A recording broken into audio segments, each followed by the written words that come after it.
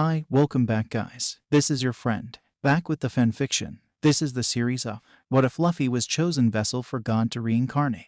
Now before starting, please give this video a like and subscribe to the channel if you want more videos like this. Now let's get into the fanfic. Fusha Village, a place which was assumed as the birthplace of Pirate King, Monkey D. Luffy. It was unusually high with visitors and news reporters. Why, you ask? It's the execution of the very person I mentioned before. It's the execution of Straw Hat Monkey D. Luffy. The crowd surrounded the platform, which was under the control of world government, with two executioners standing beside a kneeled man. He wore a red vest and blue pants. He also wore a black coat symbolizing him as a pirate. He was 30, life was going on smooth. His friends achieved all their dreams, leading a happy life in their ship. He was the strongest in the world. No one could compare to his power. Now there arises a question of how he got caught. Yes, how might the so-called strongest man in the world get caught? Bet. He lost a bet. What is the bet, you ask? Let me tell a story. Luffy-san, this match like keep a bet. Sure, what bet? If you win, I will give you 2 tons of meat, and if I win, you surrender to Marines.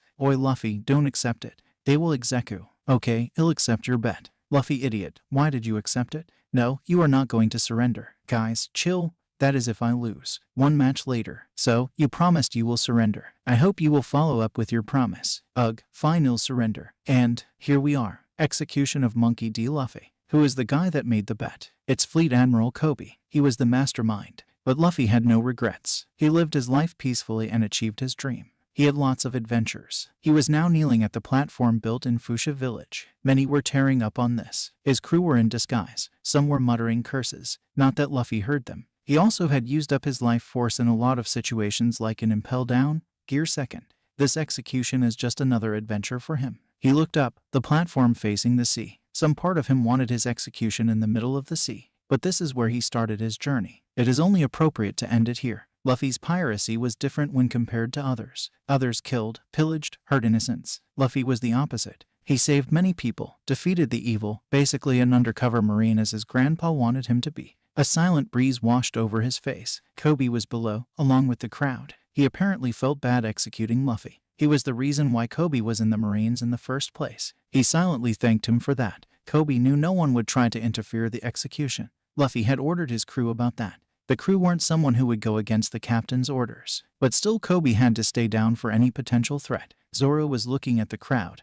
With someone from Wano country. She was crying. Her country's savior, he was going to die. Kazuki Hiyori, queen of Wano country, ruling along with his brother Kazuki Momonosuke. He wanted to come as well, but Hiyori told him to stay in Wano. After all, their king shouldn't bow down to anyone. Zoro was thinking hard. He was contemplating his choices. He really didn't want this execution to happen, but he wouldn't try anything. He mentally thanked Luffy for helping him reach his dreams. He wished if there was another life, he would love to serve him as his swordsman. Sanji was hidden, along with love of his life. He was using Germa technology to be hidden from everyone's vision. His face was grim. He would miss his constant annoying nature. He would miss cooking for his endless stomach. He would miss seeing powerful opponents lay defeated by him. He would miss him. Sanji was trying his best not to cry. Pudding hugged him, comforting love of her life. Sanji wouldn't be able to feed Luffy's child either, because he had none. That guy never turned his head towards any girl. Sanji was proud on one side, sad on the other. He was questioning himself why he was sad. Nami was crying her heart out on the shoulders of her sister. The Navy had removed all the Straw Hats' bounty by the order of Kobe. It was a deal made by Luffy. So, the crew was out of Marines' radar as long as they stay silent and not cause problems to the public. Nami was in her home. She couldn't personally be in Dawn Island for his execution.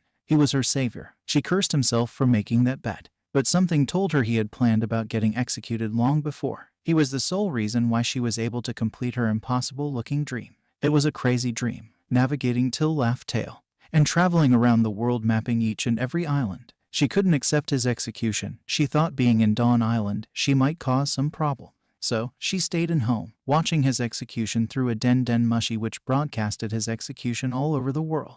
Usopp and Kaya were present at the execution. Some tears were running down his face. He was a great warrior of sea, but that doesn't mean he doesn't cry. He would, only for Luffy. He won't ever forget the person who made him into a great warrior. Chopper was in Sakura Island. He was angry that he couldn't do anything to this situation. His face lost the normal cute composure. His eyes red from crying. He tried, but no more tears came. Frankie and Robin were watching the execution from Water 7. Robin decided she was going to stay with the cyborg and help him manage his shipbuilding company. They were quite successful in the first few months of opening it. Water 7 was watching the execution. Benny felt it was unfair, but the government said otherwise. Silent tears. They both didn't talk. They knew that the man in the platform had a great life. Brook was with Laboon. His music seemed to echo with the grand line, almost as if it was sorry for his execution too. Laboon's sounds was dull, almost non-existent. He knew. Brook wasn't sure if was to be happy or sad. He knew Luffy would be considered as a legend, a man who achieved his dreams, king of the sea. But he was sad that the above-said man was going to be executed. Tears ran through his eye sockets, even if he doesn't have his eyes. Yoho. Yamato and Jin were watching the execution at Fishman Place, which was under Straw Hat's territory. Yamato wanted to travel more and travel with him, the man who freed her from the hell she was in. Jin's face was emotionless, face devoid of feelings, the man who saved his birthplace, who didn't despise him because he was a fishman. He let him accompany him to the end of the grand line. Law was also watching the execution in one of his territories. To him, Luffy was an interesting person. He was opposite of what pirates are supposed to be, and yet he was the one who got to top. Law had no shame in accepting that Luffy was a better person than him, but he wouldn't say that out loud. The execution ground was silent, awaiting the execution. Some were nervous, some were angry, some were happy. Luffy's face was still bright with his grin. Executioners slowly raised their swords. A random man from the crowd yelled, "Oi, Straw Hat Luffy, what happened to your treasure?" Now, Luffy remembered his talks from Shanks and Rayleigh, how Roger created a new era. Now the same question was posed to him. "My treasure's huh. If you want it, you can ha," and he is gone. They didn't let him finish his sentence. Two swords pierced his heart, killing him instantly. Of course, the Marines are not going to let that man create a new great pirate era. His face never faltered. It had that grin pasted on his face even during his death. Many cheered. This was the end of a great era. With the execution of Pirate King, people believed they will be free to live without any pirate disturbances. Some cried more than ever before. They lost a captain, a friend, a leader. They had to witness this heartbreaking moment. Uncontrollable tears fell from their eyes. Luffy felt dizzy. Opening his eyes, he could see only white everywhere. Was it heaven? Who knows? All he wants now is ... You guessed it, food. He didn't know if he actually walked somewhere or not. After walking a whole 2 minutes, he felt tired. So, he lied down where he was. "Hello Monkey D. Luffy," a voice called out. Luffy looked around to see the source of the voice, but he couldn't see anything. "Who are you?" Luffy yelled, talking a battle stance. He might have died already, doesn't mean he was to die again. It wasn't a part of the deal. "Don't worry, I am not going to hurt you. As for who I am, let's call me God." "God? You are a god. Why can't I see you?" Luffy asked. "I don't have a physical form, I am just a source." "Source? What is a source?" Luffy saw a bright light coming towards him. It was something that looked like a glowing ball which was surrounded by purple diamond-shaped things. He felt the voice coming from it. "I am the source of your power, or more clearly, the source that was by your ancestors who ruled the world once. After 800 years, I found the perfect man who will be able to rule the world once again." The voice boomed. Luffy was a bit confused, but surprisingly he managed to understand most of it. "Who is that perfect man?" Luffy asked. "You, Monkey D. Luffy, are the one who will be ruling the world. I am the source of you, the one who will have the greatest power in the world. You will be able to use magic far greater than anyone in the world. But I don't want to rule anything. I just want to have adventures." Luffy whined. The voice sighed. Of course, the one who it chose was a knucklehead. "Okay then, shall I tell you what happened after you died?" The voice asked. "Okay, what happened?" "All your friends were killed. The world government ordered the Marines to kill every one of your allies," the voice said. Luffy was furious. They went against the deal of letting others live in the exchange of his life. "I don't believe you," Luffy said. The voice showed him the events that happened with a screen that appeared using its magic power. Luffy was disheartened. He wanted all his friends and family to have a good life. He wasn't the one who went against promise, so he had to surrender. But he was also naive to believe the other party would actually follow his request. They were pirates after all. Even then, it doesn't explain why I have rule everyone. I couldn't even protect my friends," Luffy replied. "No, you aren't doing this for yourself. You are doing this for the world. Your people," the voice said. It probably thought those words would get through Luffy, but it didn't. "Okay, fine, you can have another adventure. You will forget everything that happened in that timeline anyway." Still no progress. Luffy was blinking. His face showed annoyance. He is annoyed. "Okay, you can eat more meat again." Luffy's face immediately brightened up. He nodded up and down. "It always relates to meat, huh? Okay, you have to accept this source. Once you do, you will have a lot of powers in your hand. But I am warning you before. There will be changes in the timeline. Magic might get a bit more common, but you will be the strongest, so no worries. But it doesn't matter, isn't it? 'Cause you will forget it. Never mind. 800 years of not having a physical form is making the voice go crazy. Luffy's childish nature adding more coal to it. Are you ready to rule the world? The voice boomed. Yes, Luffy's voice resonated. It was filled with determination and courage. The glowing ball moved towards Luffy, entering his body. His feet lifted off the ground.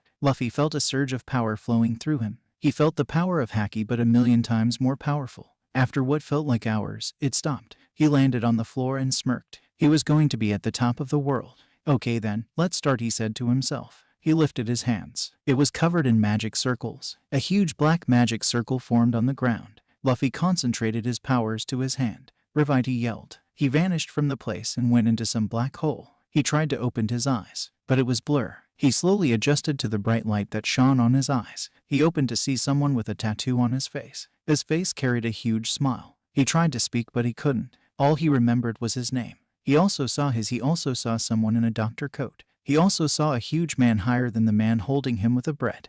A boy ... we ... name ... He tried to listen to their words. It didn't really make much sense. He concentrated more. Okay, he'll tell his name on his ears. Your name will be... The man with the tattoo came closer to his ears. Monkey D. Luffy. The sound felt very low. Only the people in that room could hear it. Everyone was frozen in their places, trying to comprehend who talked. Silence. HHH. Everyone screeched. He talked. Shit, I talked too soon. I am still a baby who just born. Luffy's eyes glowed red. He immediately used his powers to wipe this event from their memory. I should not talk till like 2 years or so, he mentally added. It's been 2 years. He was handed over to his grandpa 2 days ago. Now they were in Fusha village, in his grandpa's old house. He was slowly learning to walk. Well, he knew how to walk, but his legs weren't strong enough to walk on his own yet. He was experiencing baby steps. Get it? 'Cause he was a baby. Time passed by fast. He grew up quickly. He could walk and run. Very interesting stuff. That ended when his grandpa decided to train him. But he didn't really complain. He knew all the possible magic powers in his mind. How? He created them. But he decided not to use his magical powers until he becomes 15. He locked himself from accessing most of it. He could only use healing magic and Haki. Garp was bewildered when he first saw his grandson using Haki and decided to train him to get more efficient in it. Luffy explained that it was his last to-go attack and he accidentally used it on a boar. But Garp was confused as to how Luffy would be perfectly fine next day even if he got a lot of bruises and cuts the previous day from training.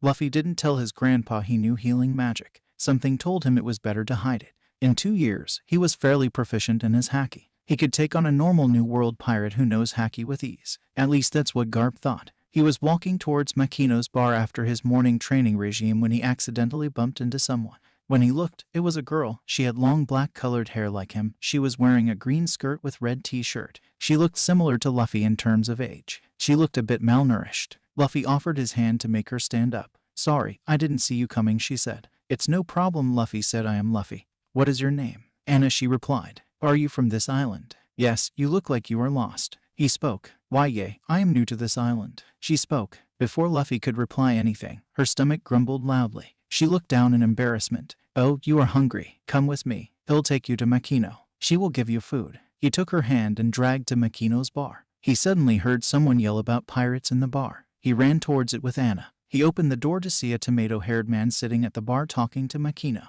The whole bar was filled with pirates. He was skeptical that they might hurt her, but he would give them the benefit of doubt. He went and sat near the red-haired man. Anna sat beside Luffy. Ah, Luffy, how did your training go? Makino asked. Yes, it went pretty well. I beat up 2 boars, Luffy replied gleefully. The red-haired man's eye widened at this. Did this kid beat up 2 boars? He asked to Makino. Oh yes, his grandpa puts him in really hard training. So, he is stronger than normal boys. Makino replied. Makino noticed the girl sitting beside Luffy. Oi, Luffy.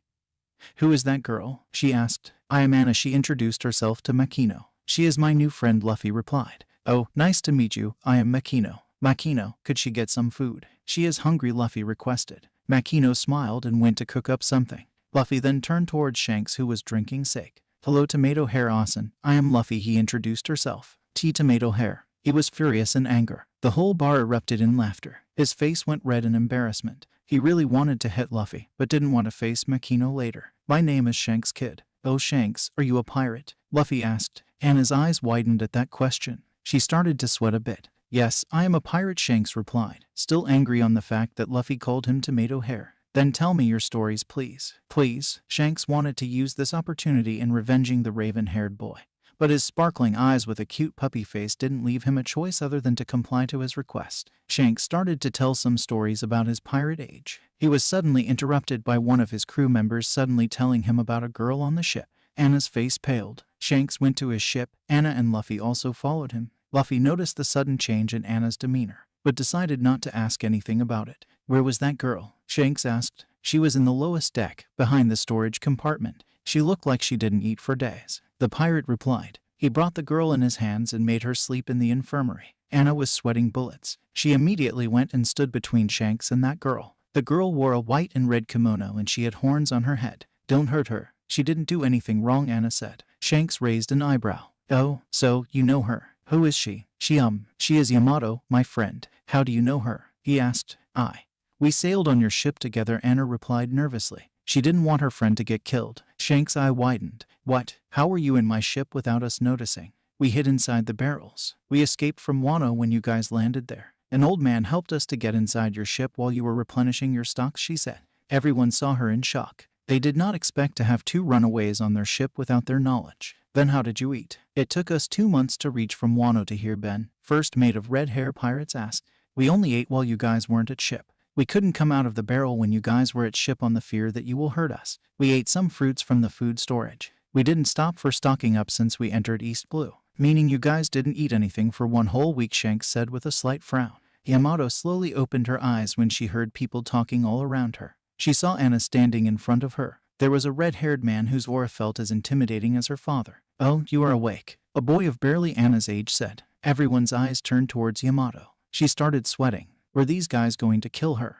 Good then. Let's go back to Makino's bar and get something for you both to eat, Shanks said. Both the girls' eyes widened at this. They visibly relaxed. Meet. Let's go. Luffy was the one who said this. Others' sweat dropped at his antics. Back at Makino's bar, both the girls and Luffy were served food. Shanks drank sake and were watching them in curiosity. Both the girls' eyes had a glint of sadness, but on the other hand, the boy felt like a bundle of energy. He had a bright smile on his face all the time. But he felt something off about him as well, but decided not to question it. The girls finished eating. Shanks decided to ask them a few questions. So, let me introduce myself first. I am Shanks, he started. I don't know how you guys sailed my ship without me noticing, but I guess if you are comfortable, could you say why you guys escaped Wano? The girls looked at each other before Yamato. The older one spoke. Yes, we apologize that we boarded your ship without your permission, but we had no other choice other than to escape from there. My father was going to kill me, so Anna freed me and we both escaped from there. Oh, why would your father kill you? Shanks asked, slight anger present on his face. But seeing as the girls hesitated to speak about it, he decided to drop the topic. So, what's your plan now? He asked. We don't want to go back to Wano. We would like to stay here, maybe get a job and feed ourselves. Yamato replied. Anna kept silent. She wasn't the bright one among the two, so she decided Yamato would be the perfect one to talk. Shanks observed the both carefully for a minute before nodding. Before anyone could speak, Luffy dragged the both outside to play with them. Her horns. It looks awfully similar to someone I know. And I heard he is somewhere in Wano now. Shanks thought to himself and continued downing his drink. Luffy dragged both the girls to the forest which led to a secret shore on the far side of the island.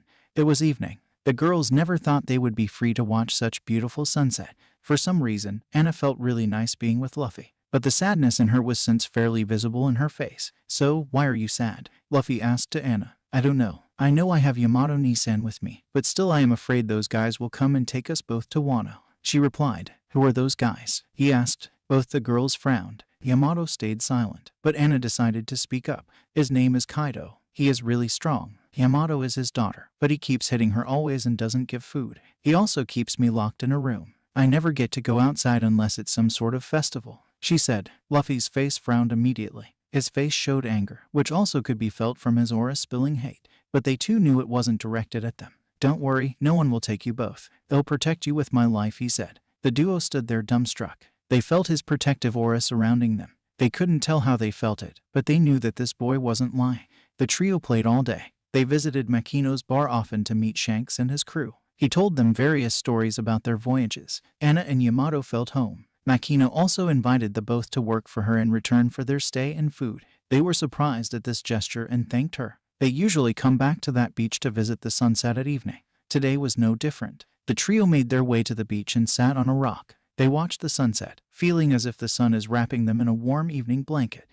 Anna, what is your dream? Luffy asked. The other looked him in confusion. Dream? I don't have a dream, she said with a pained smile. What is your dream, Luffy? My dream ... is to become the king of the world, he said with a bright smile on his face. Other two was shocked to hear this. Why would this boy have such grand dream? Yamato had a small urge to laugh, but expression on his face told he was serious. Why would you want to become king of the world, Luffy? Anna asked innocently. Because the world isn't good. It's a bit harder to explain as it is now. I am sure I'll tell you both one day, he replied back. What is your dream, Yamato? My dream? Right now, I am not strong. But one day I will become stronger and free Wano country from my father, she said with determination. Luffy wore a big grin. Then I'll help you get stronger on one condition. Help me? How can someone who is younger than me help me? She asked with a slight tone of sarcasm. Oh, you are right. Why don't we have a little spar right now? If you win, I'll do whatever you say. But if I win, you will train with me. But under one condition, that is you have to join my future crew, he said with a mocking smirk on his face. Okay, I accept. I don't have my weapon right now, but I am still strong to fight on my fists, Yamato said. They both charged at each other. Yamato tried punching Luffy for a solid minute, but her fists never connected him. He dodged them without breaking a sweat. Yamato got more and more frustrated at this. Luffy decided it was enough playing around and punched Yamato on her gut, making her fly back and hit a tree. She felt immense pain on her stomach. She could no longer get up. So, do you accept my terms? Luffy asked her with a smirk. Yamato smiled back. Maybe this guy could help her free Wano. Does the offer to join your crew still stands? Of course, Shishishi, he laughed, holding out a hand. She took the hand and stood up. Then I will join your crew, Captain. They both laughed and went back to their rooms at Makino's bar, leaving a confused and surprised Anna behind. Next day, they all were at bar talking with Shanks. They gotten along pretty well with Shanks. Shanks told them a lot of stories, leaving both Luffy and Anna in star eyes. They suddenly heard the door pushed open. They saw a group of men enter the bar. They looked like bandits. A tall man, presumably the leader of the group, eyed the pirates and the girls. He then walked towards the bar and introduced himself as Higuma. He proceeded to demand 10 barrels of sake. Oh, I am sorry, but we are fresh out of sake, Makino replied, with a sad expression. How strange. Then what are the pirates drinking? Water, he asked. No, that's the last bunch of sake we had, Makino explained. Shanks perked up and had an apologetic look. Sorry about that. Looks like we finished off all the sake here. If you don't mind. Here he lifted an unopened bottle of sake towards the bandit. You can have this. The bandit scowled. He unsheathed his sword and broke the bottle, spilling sake and glass shards over Shanks. Luffy frowned, but decided to stay quiet. The bandit went on to rant about how great he was and bashed about how impressive his 8 million bullies bounty. Shanks ignored him and requested Makino for some cleaning assistance. The bandit laughed at the pirate's cowardice, or so he thought it was cowardice. He prepared the sword for another slash, but Luffy immediately sensed that the attack would hit both Makino and Anna. The bandit swung the sword only to hear a sound of hitting a metal with his sword. He looked to see a boy holding the swords in his black-colored hands. The whole bar looked at this wide-eyed. Even Shanks were a bit surprised at this. What you doing, you insolent brat? Higuma growled. This could have hit Makino and Anna. Are you an idiot or something? He spoke, his face furrowed in anger. So what? I am a bandit. I am free to do whatever I want. In fact, I'll take those 3 women and sell them to local slave traders. They look so good, they could yield some. Before he could finish his sentence, his face was punched by a fist so fast that he couldn't comprehend what hit him. He was knocked out cold by Luffy's punch. His body was emanating a dangerous aura. I don't care what you say about me, but if you dare try to hurt my friends or people close to me, I'll make sure you will suffer the consequences personally, he growled. The bandits started sweating severely. They took the unconscious leader and ran as fast as possible.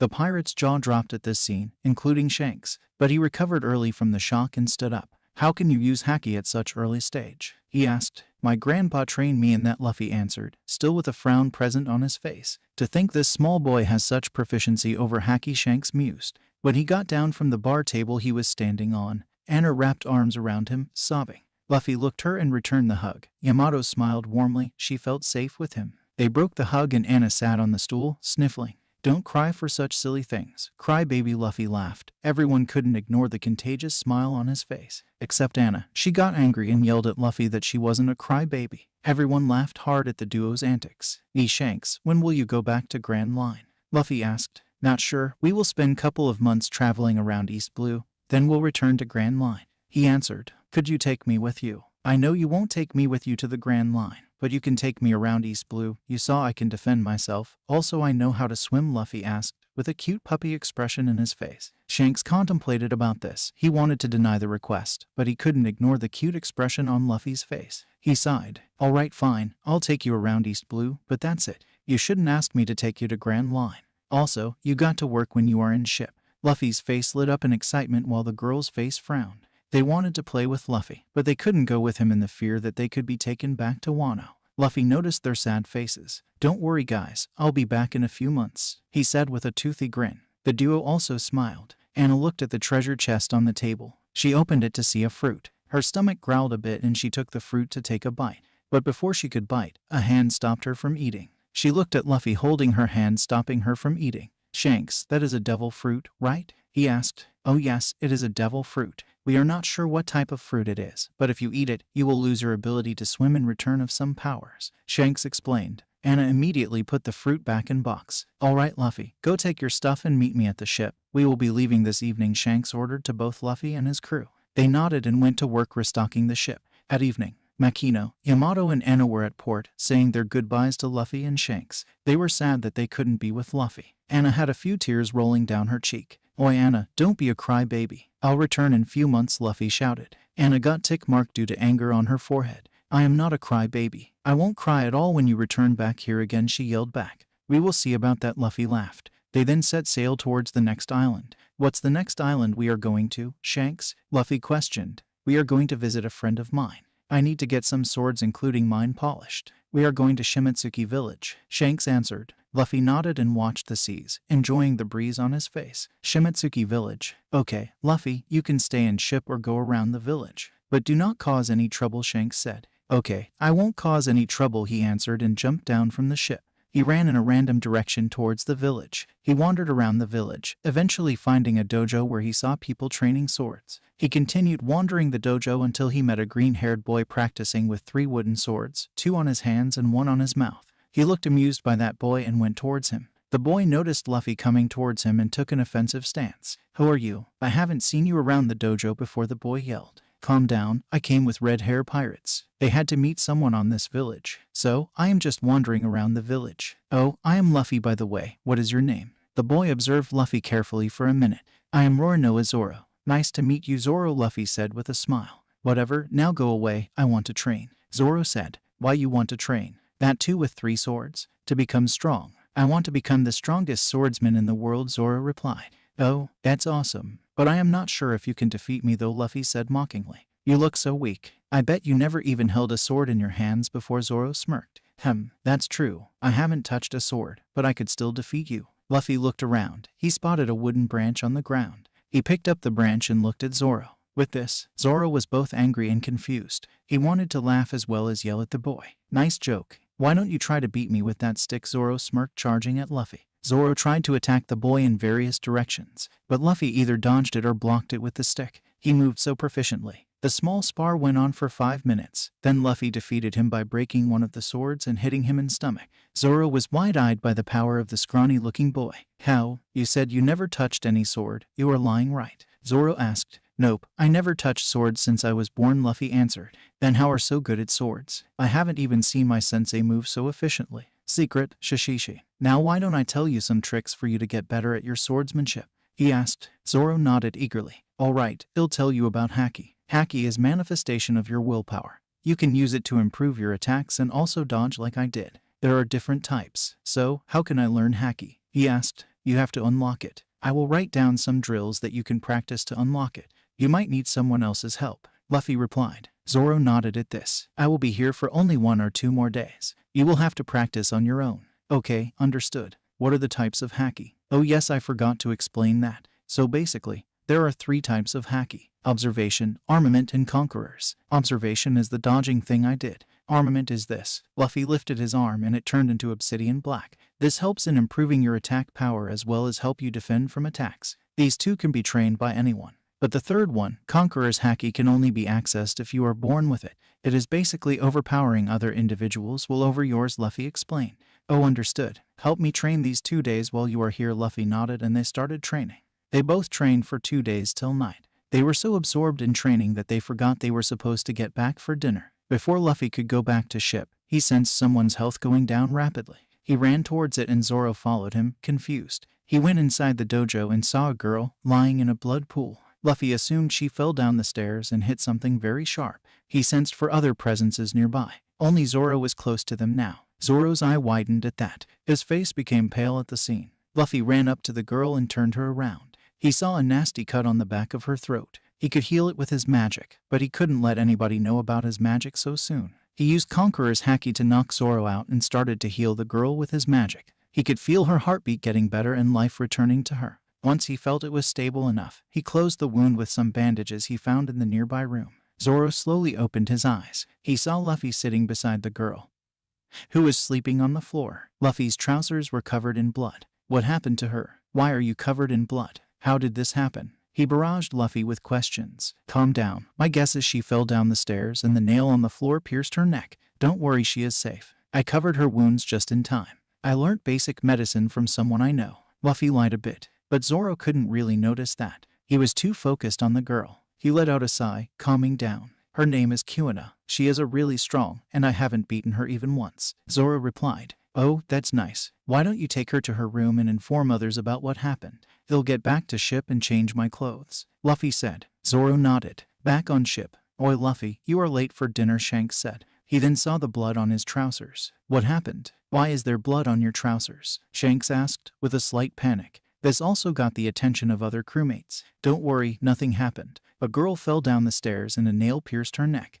I had to treat it, Luffy explained calmly. How do you know to treat someone though? I learned it from Makino. Whenever I train, I get a lot of bruises and cuts. She taught me how to treat wounds. Shanks was confused a bit, but nevertheless accepted his explanation. Luffy went inside to clean his clothes and have a bath. Next day, they were leaving the island today. Luffy went to visit Kuina. He knocked the room where she was in and went inside. He also met Zoro, who was with Kuina. Kuina slowly sat up when Luffy entered the room. Hi, how are you feeling today? Luffy asked with a warm smile on his face. I am good. Thank you for saving me yesterday. If it weren't for you, I might have died, Kuina replied. Zoro also stood up and thanked Luffy for helping his friend. It's no problem. Glad I could help you, Luffy replied. How could I return my gratitude to you? If you want anything, ask me. I'll do anything in my power to get that, Kuina said.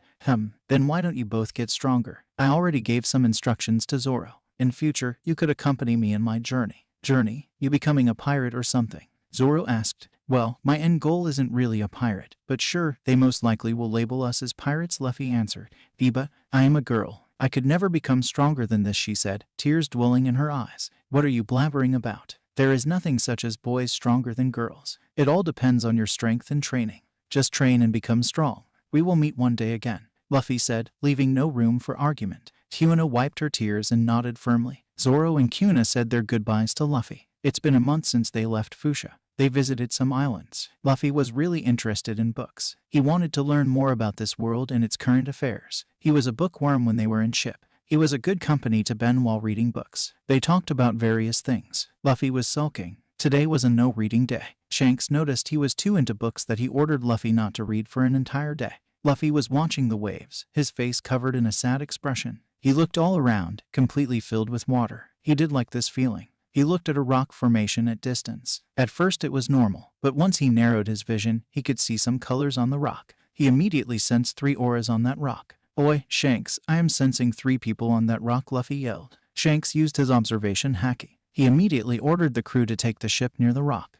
When they are in visible range from the rock, they saw a man sitting on the rock. They also saw 2 kids almost the age of Luffy coming from the other side of rock. Their faces immediately brightened up seeing the ship. They started waving at the ship. When they reached close to the rock, Shanks sent a crew member in a small boat to fetch them to the ship. They looked severely malnourished. The man had one of his legs without ankle. Other 2 were in the brink of dying due to hunger. Shanks ordered his chefs to make food and took the man to infirmary. The man had a big bag of valuable jewels and bullies. The duo, 1 girl and a boy, ate to their heart's content, more like stuffed in the food. They then rested for a while. The man's leg was treated and bandaged. At evening, boss, they woke up, Lucky Roo said. Okay, I'll visit them. I'll come too, Luffy said. They went inside the infirmary. The 2 kids looked better than what they originally looked like when they came into the ship. Thank you for saving us from that place, the duo thanked politely. Shanks smiled. If you want to thank anyone, you have to thank Luffy. He was the one who sensed you guys from far away. Oh, thank you, Luffy, for saving us. They spoke. Luffy smiled warmly at them. Then he immediately dragged them both outside. Shanks laughed at them. Thank you for saving us. We are indebted to you guys, the man said. It's fine. Glad we could help. Can we know who you are? Shanks said. He couldn't help but feel he has seen that man's face before. The man noticed the look on Shanks's face. I am Zeph. You might have seen my name in bounty posters as Red Leg Zeph. Shanks' eye widened in recognition. Oh, you are Red Leg Zeph, known for your cooking and your fighting style. How did you get to that rock? It's a long story, but I had to save those two idiots. They were swept into the water when a storm came. He spoke. Oh, okay, I understand. Where is your crew? Shanks asked. The man stayed silent. What is your plan now? I am thinking about opening a restaurant in this sea with all the jewels and billies I have, Zeph replied. Shanks nodded. That is a great idea. Outside. I am Luffy. What are your names? He asked. The two looked at each other. The girl then answered. My name is Ryuju and this is my brother Sanji. Oh, nice to meet you. Nice to meet you too, Sanji replied. You saved us. How can I return the favor? Ryuju asked. Oh, no worries. I didn't do this to get something in return. He answered. But we feel we have to do something for you. Ryuju replied. Why don't you join my journey in the future? Luffy asked. Journey? What type of journey? Sanji asked. Let's say pirates. But not necessarily pirates. They both looked at him confused. Don't worry. You will understand in the future. What do you say?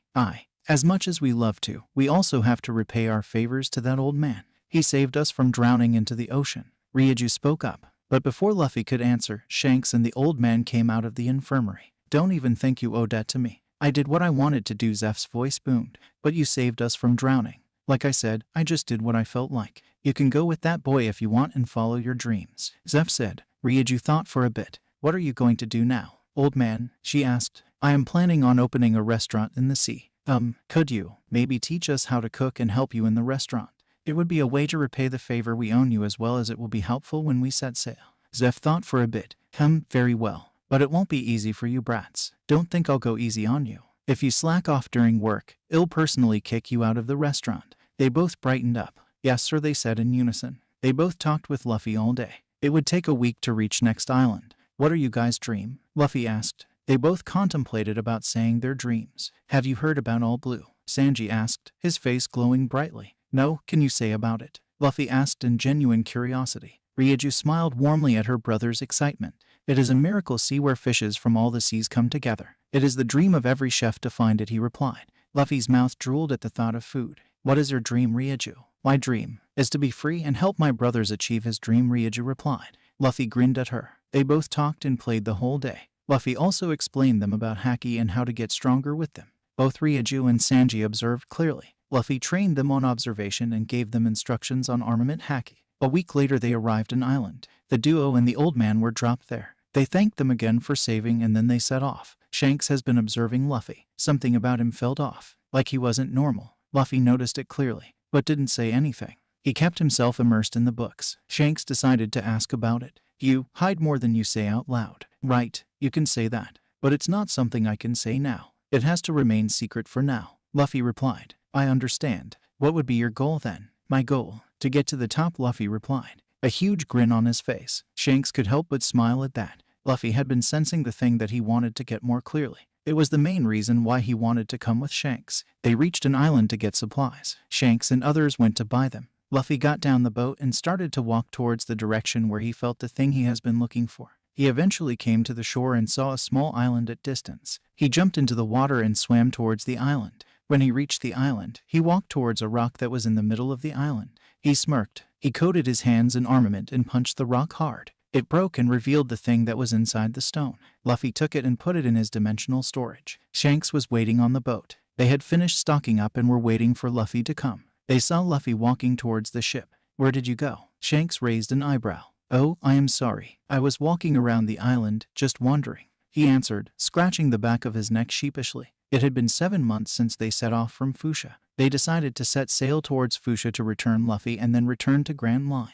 In the 7 months, the crew grew fond of Luffy. Ben was really close to Luffy, talking about various stuff from books. Lucky Roo and Luffy competed in eating, sometimes Luffy winning the competition. They returned to Fusha. They expected to see people at the docks, but no one was present. Luffy sensed people on the other part of the village. He also felt two familiar auras, a bit diminished. Luffy immediately ran towards the gathering, followed by the pirates. When they reached there, they could see Anna and Yamato tied up to their backs. Their dresses were torn up, bruises on their faces and legs, blood flowing from their mouths. Yamato looked unconscious. The bandit Higuma was laughing at them. Makino was near his feet, blood flowing from her head, unconscious. Anna looked so weak, tears threatening to fall from her eyes. I should not cry, she thought to herself. I promised Luffy I won't cry when he returns. Luffy was furious. His eyes looked blood red. He had a neutral expression which made him look even more demonic. He slowly walked towards the bandit, pushing people aside. They eventually realized who was there and moved from the way.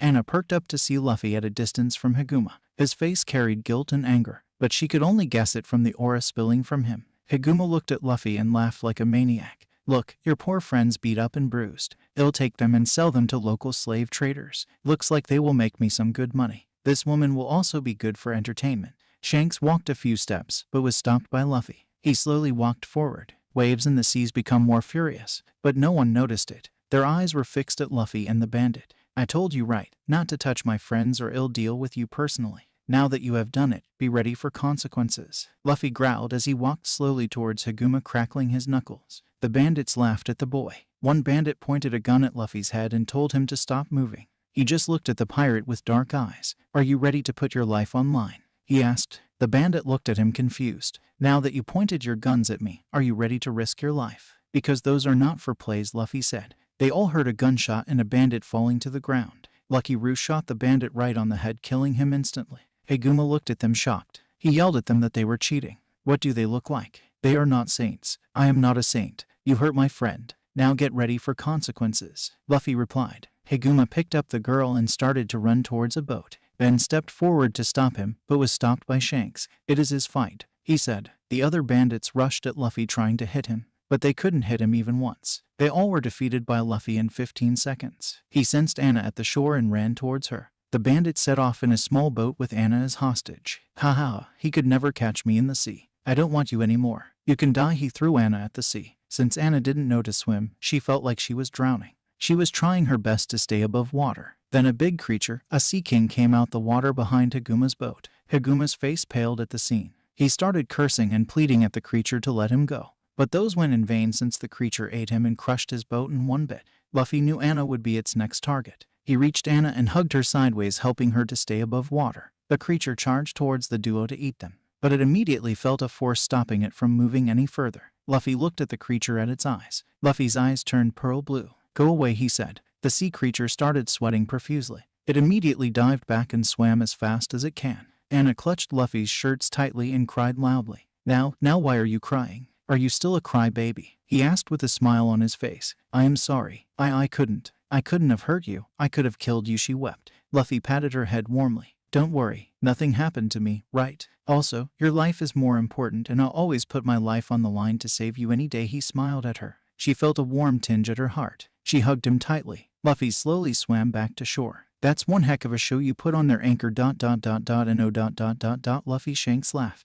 Luffy also laughed with him. Luffy carried Anna, Shanks carried Makino, and Ben carried Yamato to their ship. They treated their wounds and bandaged them up. What happened? Luffy asked. Anna explained how the bandits entered the bar and started talking bad about Luffy and Shanks. Noticed Anna and Yamato working there and started ill about them, how they started touching Makino inappropriately. She said she got angry and hit the bandit in face, which resulted in them getting angry and hitting them until Makino and Yamato passed out. They were going to kill the girls. Luffy was disgusted by the actions of that bandit. He felt like he should have killed him. He swore to protect these two, never letting them getting hurt like this again. Was that Conqueror's haki you used back there? Shanks asked. Luffy nodded in affirmation. Yes, Grandpa taught me how to use it a bit. But deep inside he knew he was lying. What he used there was not Conqueror's haki. He directly commanded the fish to stop charging at them. But he couldn't tell about it to anyone. You never cease to amaze me. What's next? Do you have a devil fruit too? Nah, I won't eat a devil fruit. I like to swim. Thank you, he replied. Shanks laughed at his answers. So, you are finally returning back to Grand Line, huh?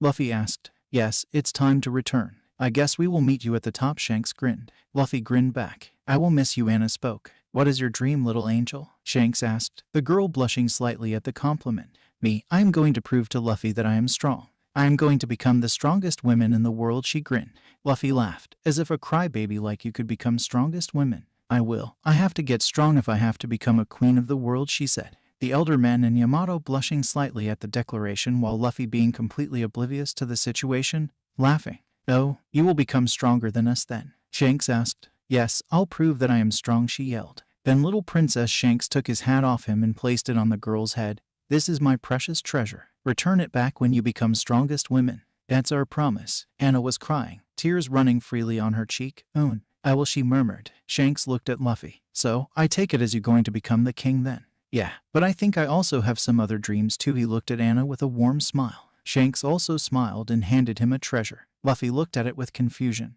"We didn't find out about the fruit, but if you want you can search about it and eat it, or give it to someone you trust," Shanks explained. Ben then moved forward and gave him a bag. He opened them to see lots of books. His face brightened up in excitement. He thanked them both. He then waved them goodbyes. On Shanks's ship, he is going to go a long way. His aura feels a lot strong, like he is holding back almost all of his powers, Shanks said. Ben nodded in affirmation. "Whose gift do you think he will like the most?" Shanks asked. "Why, no doubt it's mine," Ben replied. "Nah, I am pretty sure it's mine," Shanks said. "Oh, you want to fight about that, huh?" Ben asked. Shanks huffed. Why did he want a transponder snail now?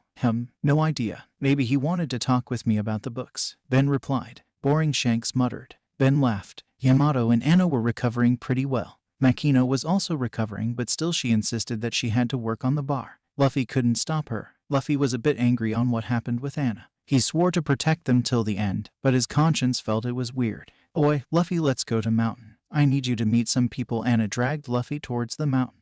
Yamato followed them, giggling at Anna's antics. Luffy tried to protest, but just rolled his eyes and decided to go with it. When they got really deep into forest, they were met with two boys who were a bit older than Luffy and Anna. "Anna, who is that guy?" the freckled boy asked, glaring at Luffy. Luffy just watched him silently. Something about that freckled guy was different, something radiating. "Oh, Ace Nyai, Sabo Nyai." Anna gleamed in happiness. "I told you right, this is Luffy, my best friend," she said, emphasizing the word best more deeply. "Ah, I am Luffy. Nice to meet you." Luffy introduced himself. The two boys' glare instantly vanished and were replaced with a smile on one's face and a slight frown on the other. "I am Sabo," the boy with the top hat introduced. "And he is Ace." He pointed at the freckled one. The freckled one just huffed and walked back into the village, and others followed his way. "Sorry, he sometimes gets all grumpy," Sabo spoke up. Luffy watched him carefully, amused. "Why, you don't look that strong. You are just a scrawny brat," Ace said, pointing at Luffy. Luffy smirked. "Oh, I bet I am way stronger than you." "Haha, as if. I can beat boars and crocodiles pretty easily. And they look like monsters," Ace replied. Luffy just had "am I supposed to be impressed" look on his face. Ace's eyebrow twitched. He pointed a finger at Luffy. "Why don't you fight me? We can then determine who is better." Luffy grinned. "Sure, don't cry if you at pain later." Anna was torn between supporting Ace and Luffy. Yamato took Luffy's side while Sabo took Ace's side. "Ready, point 3, point 2, point 1, go." Ace jumped and charged towards Luffy. He tried punching, kicking, headbutting. Luffy just dodged them perfectly with minimal movement. Sabo started at Luffy, jaw open. How can he dodge them so good? He wondered. Ace was getting more and more frustrated by time. "Stop moving and fight me properly," he yelled. "Oh, a hot-headed one, aren't you?" Luffy thought. Then be ready for my hits. Don't get knocked out." Luffy prepared his fists. Ace lunged at him and tried to kick him at the head.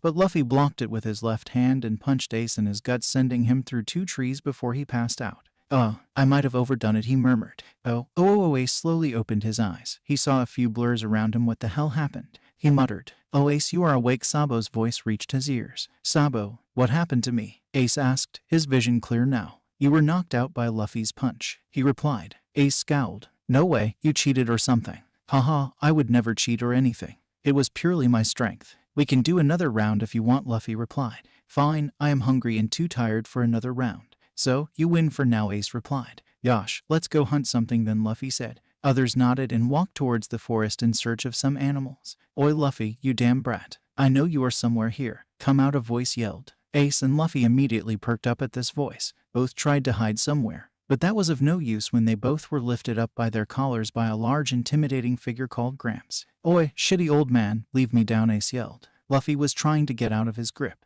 "Luffy, why the hell did you go with that red-haired bastard?" Garp yelled, dropping them both to ground. "I wanted to explore East Blue," Luffy shrugged. He was true about it, for the most part. "You shouldn't go with some pirate and spend 7 months with them without informing me." Garp shouted and gave both of them some fist of loves. "Why am I getting beaten?" Ace frowned. "There is nothing wrong with exploring. Also, Shanks and others aren't bad," Luffy replied back. "I can see you met Ace already. You will be living with them from now on.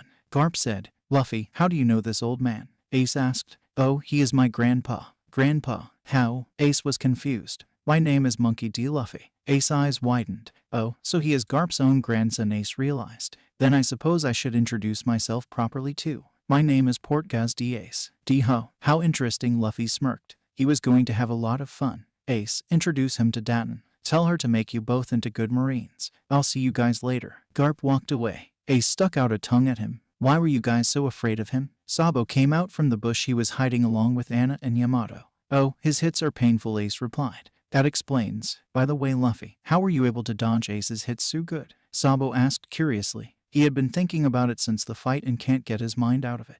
Oh, that's Haki, Luffy replied. Haki? What's that? Haki is a physical manifestation of your will. You can use it offensively as well as defensively. The stronger your will is, the stronger you get with Haki. But that also includes things like your physical power, state of mind.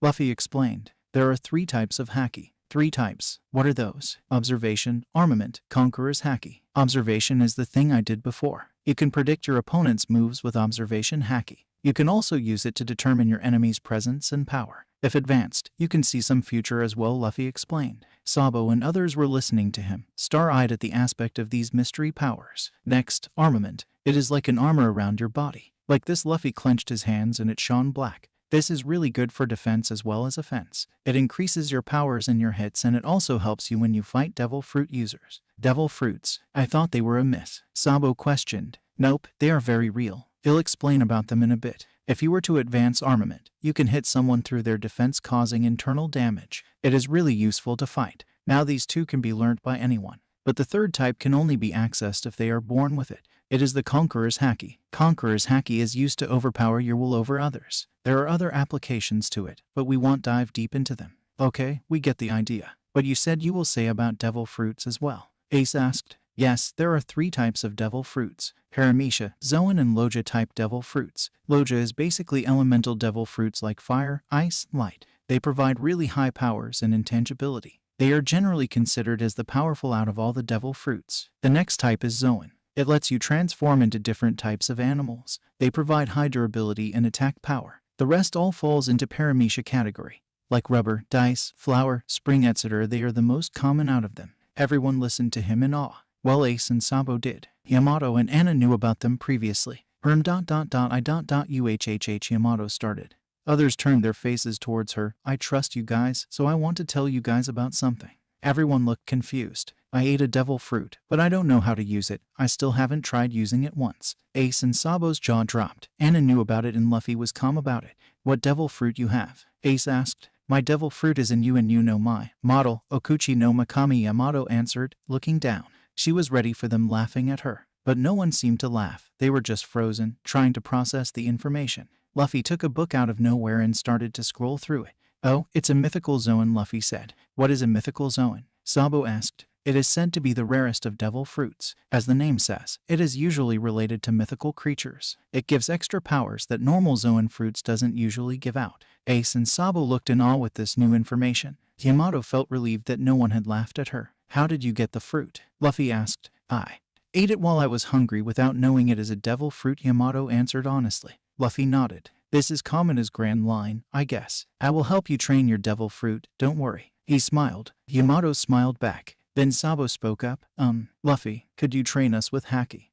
I could train you, Luffy smirked, pointing at Sabo. Ace frowned. Why not me? You never asked. Luffy shrugged. Ace scowled. Fine, could you teach me also? Luffy laughed. Okay, fine. But it is not going to be easy. In fact, it will be painful than what you have encountered till now. So, if you are ready, we can train. Yes, we are ready, everyone answered in unison. Yosh, let's start then. Luffy trained them in physical exercises first 3 months. He himself also trained to build up some body. He looked really muscular. Everyone was really strong than what they used to be. Yamato can now transform into her devil fruit creature. It was a white wolf dog mixture with a blue halo surrounding her arms and back. She also showed signs of making ice with her body. Ace and Sabo were 12. Yamato was 10. Luffy and Anna were 9.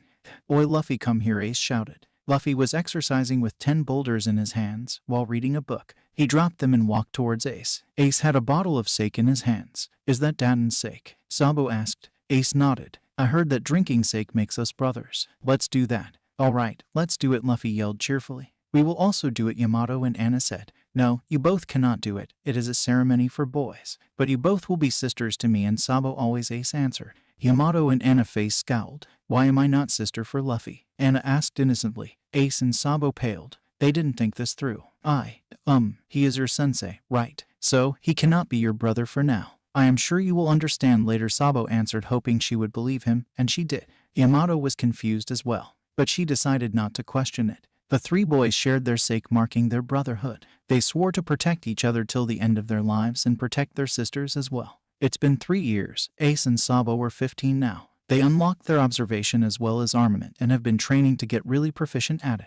Beating out forest animals were really easy. The brothers usually went to Grey Terminal to steal money and get food. They ran into several pirates and bandits, but none of them stood a chance against these three. Blue Jam pirates tried to capture Sabo as ordered by his father because of money. But that didn't work since the boys escaped them easily. But they were once again interrupted by Sabo's father, threatening to kill everyone close to him if he didn't surrender. Sabo knew nothing can harm them or his friends, but he was still afraid of losing them. So, he complied to go with him if he left the boys alone. Why did you let him go? Ace shouted at Luffy. Because he decided to go with him, remember. Luffy replied. If it is his decision, we have to respect it. If something were to happen to him, we will save him. Don't worry, Ace growled, but accepted his answers nonetheless. They trained for 2 more days. One night they heard a huge blast. Luffy and Ace ran towards the sound to see the whole Grey Terminal burning.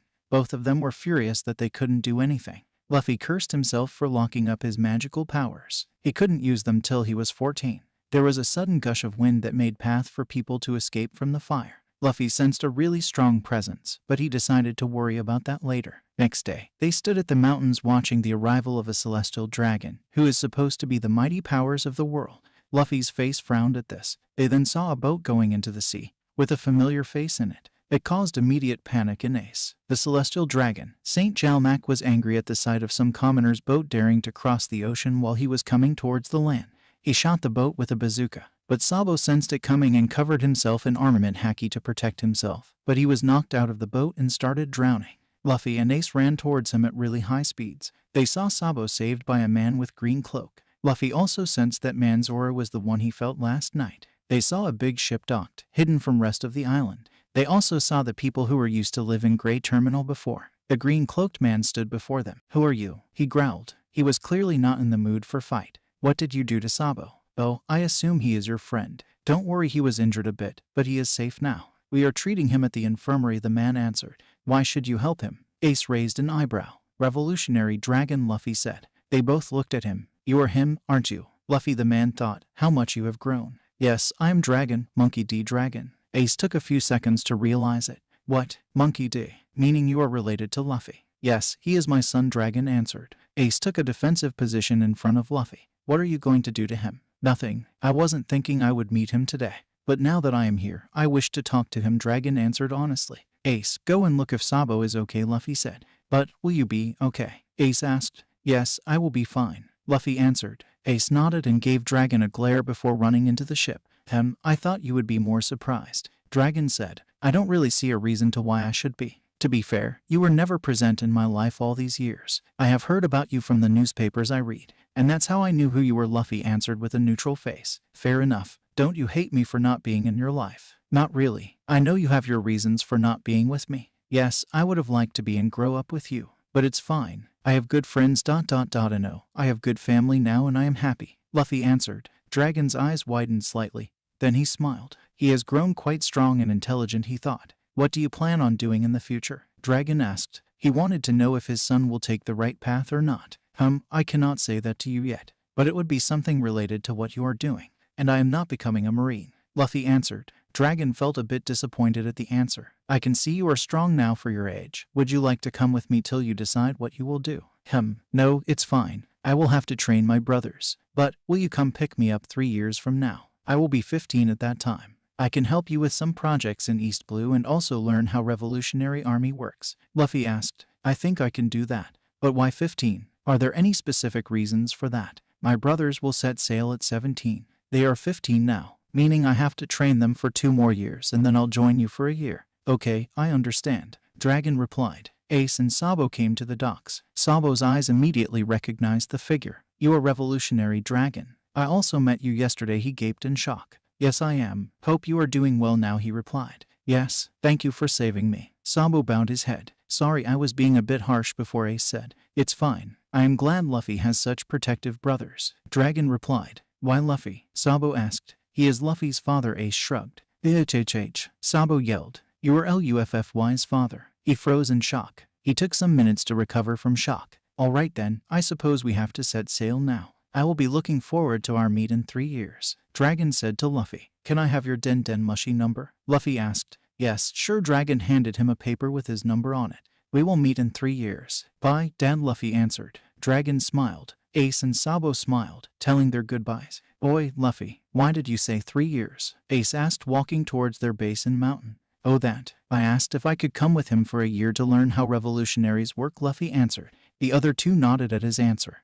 Okay, sadly the chapter is over. And if you enjoyed the video, just leave a like and subscribe with post notification. So when the next chapter is ready, you will be notified. Okay, see you in the next video. Bye. Hi, welcome back guys. This is your friend, the Fanfic Cafe, back with the amazing fanfiction. This is the second part of What If Luffy Was Chosen Vessel for God to Reincarnate. Now before starting, please give this video a like and subscribe to the channel if you want more videos like this. Now let's get into the fanfic. They went back to their base. They saw Anna and Yamato already there at the base. They explained what happened with Sabo. It earned Sabo a punch from Yamato. Anna hugged him tightly, tears running down from her eyes like a waterfall. Sorry, Anna. I didn't know what to do. I thought it would be best if I leave the island. Sabo explained. Now they all think you are dead, Luffy spoke up. What do you plan on doing now? I don't know. I wanted to be a pirate, but the thought of nobles and celestial dragons make me sick. There are so many people suffering because of them, and I want to help them, Sabo answered. Sounds like you already decided on what you are going to do, Luffy replied.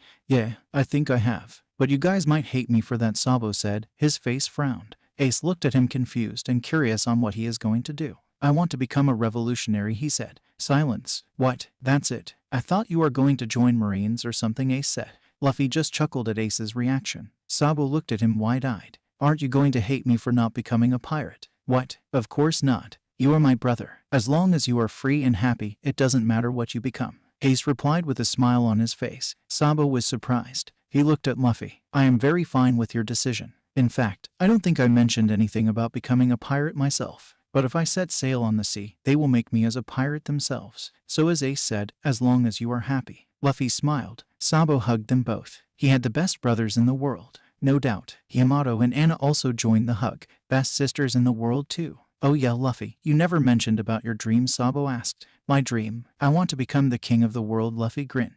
If it was some other timeline, they would have laughed at him, but they knew how strong Luffy was. They had only one question, why? But why do you want to become king of the world? Oh, yes, I never talked about it, but I guess I can tell about that to you for, Luffy said. They all looked at him curiously. It is my destiny. Or, more like the throne has been free for very long. I am going to take my rightful place as the king. What do you mean by rightful place? It means I have already ruled the world before. I am a reincarnation of the god who created the world. It took me 800 years to reincarnate. It changed a lot in this world. As you mentioned, Sabo, celestial dragons who consider themselves as god of the world, pirates harming the citizen.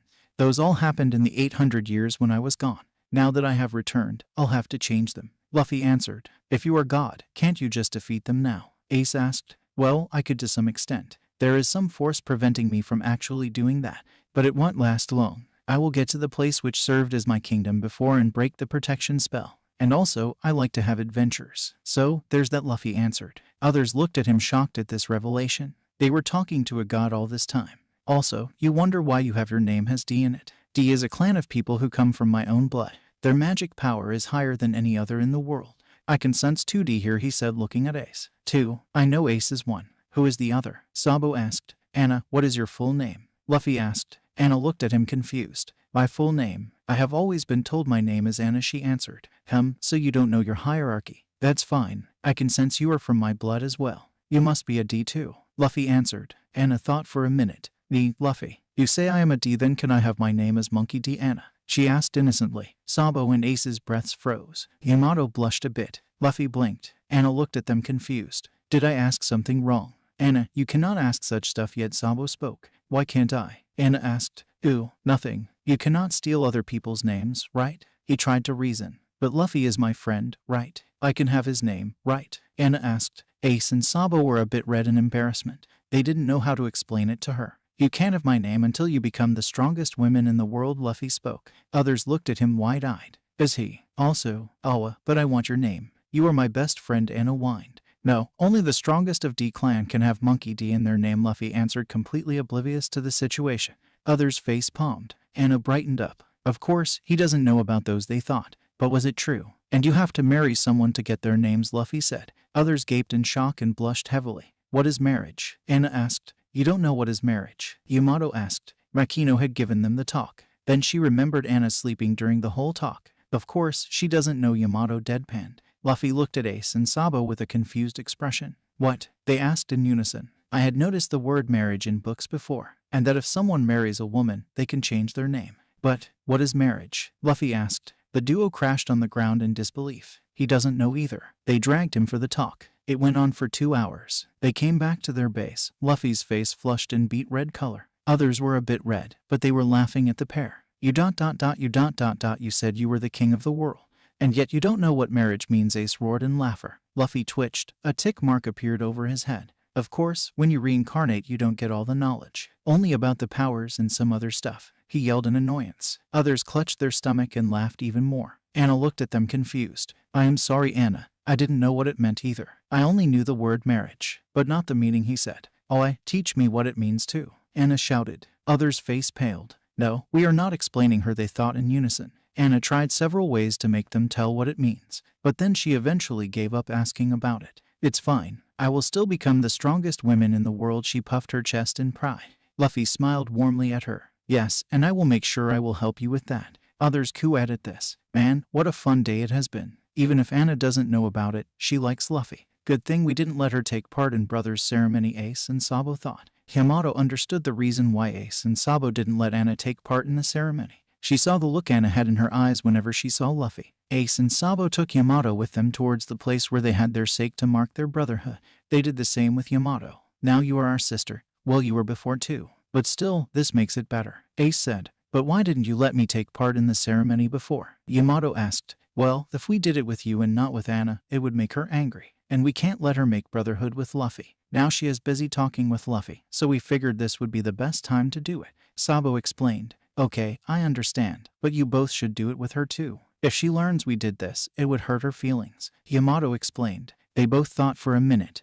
Yes, you are right. But what if she wants to do with Luffy as well? Don't worry, Luffy will not be there when she does it. He'll make sure of it. Okay then, if you want you can do this with Luffy later. It's your choice. You both are just 1 year apart. So, you can do it or you don't have to, Ace said. Yamato nodded, but she wanted to do it with Luffy as well. They walked back to base. They saw Anna happily talking to Luffy. Anna noticed the trio walking towards them. She waved her hand in air. Oi, where have you guys been? Anna asked. Anna, could you come with us? Sabo asked. Anna stood up and walked towards them, followed by Luffy.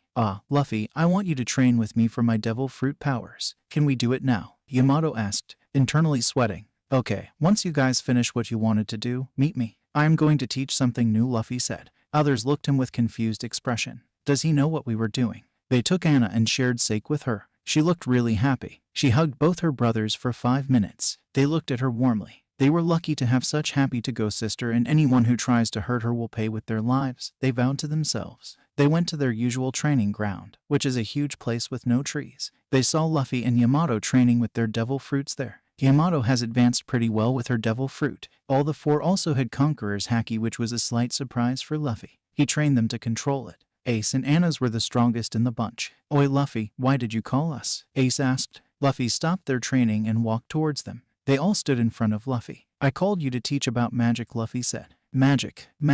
Okay, so what is that? Sabo asked, confused. There are different types of magic. It's something you won't be seeing too much in this world, at least not till New World. Luffy said. New World, second half of the Grand Line. Yamato and Anna nodded at that. I cannot access my magical powers till I read 14. By which you both will set sail, so I will teach the one I can use now, and he'll give some set of instructions for others. He explained. Why can't you use your magic powers now? Sabo asked. Well, I don't want to accidentally kill someone, so I locked it away myself. Others gasped at that. How strong is he? They thought. I can only use healing magic now. He took a stick from the ground and cut his hands on the wrist. Blood flowed from it, and he said. A magic circle appeared on the other hand and the place of wound started glowing green. The blood stopped and the wound got healed immediately. Others' jaw dropped at this. They have never seen something like that. What just happened? Sabo was the one to break the silence. This is healing magic, Ent. It helps you heal your wounds and stop bleeding. Ent is good for small wounds and bruises, but it consumes a lot of energy from your source. You need to train your magic to make it more effective. Luffy explained. So how do we learn this? Yamato questioned. You need to memorize how this circle looks like and bring forth your power just like Haki to use it. Ace and Anna growled. They were never good at study and memorizing stuff. Luffy didn't let them rest. They immediately started training it. It's been 2 years. Ace and Sabo were pretty strong at Haki. Sabo had a natural affinity to armament while Ace was good at observation. They both were 17 now. Luffy and others were at dock to send both of them off. Luffy had called his father to request him to allow Sabo join Revolutionary Army. Bye Ace, don't get too hot-headed, Luffy said smiling. You don't have to advise me, idiot. I know about it, Ace yelled. Yes, now let's set sail. Bye Luffy, Anna, Yamato. Take care, Sabo said. They both would travel together till Logtown and then Sabo will be picked up by revolutionaries. Bye Ace, bye Sabo, Anna shouted. Yamato also waved her goodbyes. They both set sail. They watched them till they were not in their sights. Yosh, let's get back to training, Luffy said. The other two whined. It's been a month since they set sail. Ace had already gotten a bounty poster with 40 million as his starting bounty. He had an epithet Fire Fist Ace, which Luffy deduced he had eaten a devil fruit. Anna and Yamato were clashing with each other, improving their speed and observation haki. They suddenly sensed something really strong. So strong that they couldn't control their senses. They turned around to see Luffy's body glowing yellow and he was floating in air. They both panicked, but they couldn't move from their place. There was an immense pressure in that area. Sea started roaring, waves going haywire. Trees started crumbling, leaves fading. Then it all slowed down. Yamato and Anna were in ground breathing heavily. They looked at Luffy. His eyes were glowing golden in color. His physique looked so strong and muscles ripping from his body. It looked like he stuffed some stones in his body. He had a gentle smile on his face. Both the girls were awed at his looks. He looked so strong, so powerful, so godly. They both kept staring at him. His eyes returned to normal and he landed on his feet. What just happened? Yamato spoke. Oh, my power's unlocked. Now I can use all the powers, Luffy replied. Anna's eye widened in happiness. That means you can train us more, right? She asked. Of course. He smiled. But I will leave island for 1 year. I will travel with my dad for a year and will return when I am 16. Both of them frowned at this. They didn't want him to leave. But it wouldn't be hard since they already knew their training regime and they could distract themselves with that. Luffy thought the two creation magic and fire magic. Luffy also made Yamato a kanbo which she really liked and practiced day and night with it. Anna stuck to fist combat. Luffy was 15 now. A revolutionary ship was docked in the secret beach. It was a small one, so it had no problems undocking. He went with them for his 1-year journey with revolutionaries. Dragon and Luffy got along pretty well. Sabo was already in a really high position due to his powers and strength. Dragon knew about magic to some extent since it was popular in New World. Luffy traveled along many islands, learning about the condition of people and how they suffered. They freed several islands. Luffy always wore a mask when he went on to missions. He didn't want his identity to be out yet. His powers awed several revolutionaries. Luffy thought them healing magic and creation magic. Dragon was also surprised by the strength of his son. He also knew he was holding back pretty much everything and still won all the battles he participated. He asked about his dreams again, but he didn't get his response. Luffy loved reading books so much that he almost completed reading entire library in Baltigo. They were traveling on a mission to free an island from civil war. Luffy was traveling with Sabo and other revolutionaries. Only some knew he was Dragon's son. Others only knew him as a very strong kid. Oh wait, I sent someone on that island, Luffy said, pointing to a small island with some trees. It didn't look like it was inhabited. Sabo ordered the crew to move towards the island. When they came close, they spotted a man with fluffy white cap with spots lying on the shore bloody. He also had a sword by his side. He was barely conscious. He tried to pick up his swords to hit Luffy. Calm down. We are not going to hurt you. Let me heal you up and then we will talk, Luffy said. The other guy relaxed a bit. He was exhausted to talk anything. He simply nodded. Luffy put his hands before him facing the guy, and the man's wound started to slowly vanish and heal. Blood stopped flowing and major cuts on his body closed. I have stopped his bleeding and healed major wounds, but he still needs some patching up. Take him to the infirmary, he said to his crew. They took him to the infirmary and put bandages on the smaller cuts and applied medicines. It has been 2 days. The man slowly woke up and walked outside of the infirmary. He saw the raven-haired boy in blonde talking. He remembered the raven hair who saved him. He walked towards him. Luffy sensed him and turned towards him. Oh, you woke up. You were sleeping for 2 days. How do you feel now? He asked. I feel fine. Thank you for saving me. I am Trafalgar Law. He introduced himself. Oh, I am Luffy. Nice to meet you. Luffy replied. How did you get to that island? Also, you looked so beaten and bruised. What happened? Luffy asked. Sabo was curious about that too. Oh, I got shipwrecked. I was running away from someone. Then I got into a storm. I barely made it into that island. If I drowned, I could have died. He answered. Oh, can't you swim? Devil Fruit User Law replied. Luffy Ued, shall we leave you in the next island we dock? Luffy asked. Yes, that would be great. Thank you, Law replied. But, before I do that, what is a D like you doing in these waters? Luffy asked, raising an eyebrow. Law paled at this. He was shocked to the core. He never mentioned about him being a D. How do you know that? Law asked. He looked for his swords, but it was far from him. I can feel. But don't worry, I am not going to hurt you or anything. Luffy explained. Law relaxed a bit, still confused. As I said, I was escaping from someone. Then I got washed up by the storm. So what do you plan on doing in the future? Luffy asked. Why do you care? You are a brat yourself, he snapped. Nothing, just curious. Luffy shrugged. Law sighed. I am already a pirate. I guess I will gather a crew and find One Piece. Is that really you want to do? Luffy asked. I don't know. Not sure what I want to do, Law sighed. He wanted to do one thing, but he isn't strong enough. Then join me in the future. Luffy said. What? Why would I join you? Are you a pirate as well? Law asked. My primary goal isn't becoming a pirate, but if I set sail, they will tag me as a pirate. So yeah, my goal is very big. You will know once you join me in the future, Luffy declared. Law could somehow feel the man's aura. It screamed power. Law didn't know how, but he wanted to follow this man. No, I cannot join you, he said. Why don't you wait for 2 years? Once I set sail, you will see my power. Then decide for yourself if you want to join me or not, Luffy said. Okay, not sure what I am going to do till then, but I will wait. Law shrugged. Oh, you can learn about Haki. I will give you the instructions, Luffy said. What's Haki? One explanation later. Okay, I understand, but why do you want me to learn them? If I didn't join you, I am your enemy and I could hurt you with this, Law asked. Luffy just laughed. No, I am sure you will join me. Also, you can't just hurt me like that either. You are very confident with yourself, Law smirked. 2 days later, they reached an island. Law got off there. We will meet again, Luffy. Yeah, I am sure we will. Oh, I forgot to tell you my full name. I am Monkey D. Luffy, he smirked. Law was shocked. Then he smirked. Interesting. Interesting indeed. Can't wait to see what you will do. Why did you ask him to join your crew? Sabo inquired. He is a D, Luffy said. Sabo nodded. There was no extra explanation needed. Let's finish our mission and get back to base. Your birthday is nearing and you are going to return to Dawn Island, I believe, Sabo said. Yes, I will return to island and then set sail at 17, Luffy replied. Luffy returned to his island at his 16th birthday. 1 more year till he set sail. He met Anna and Yamato again and started training them in magic and improving their haki. Yamato was good at armament haki. Anna was good at all the 3, but she concentrated more on observation. She wanted to advance observation and try to see into future a bit. They regularly spared with Luffy, who was proficient at any weapon. It made easier for Yamato to train with her kanbo. They also learnt magic. Although it's basic, they were good at it. Yamato eventually also said about Odin's logbook. She mentioned about being free and traveling through the oceans. She wanted to be Odin, but Luffy immediately changed her mind.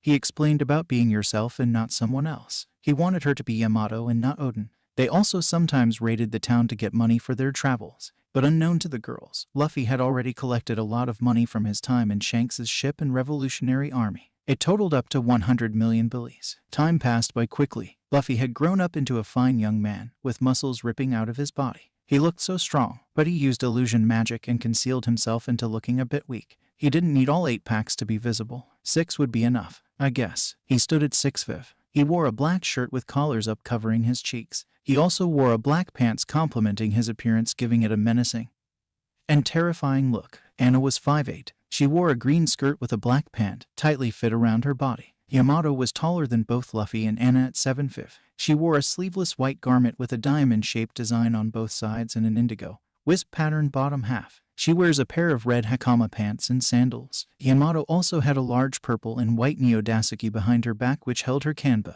All 3 looked really strong. They were setting sail in a week to meet the new crew and reach the top. They are a week away from setting sail, but that doesn't mean they stop training. After all, there is a new devil user to be trained.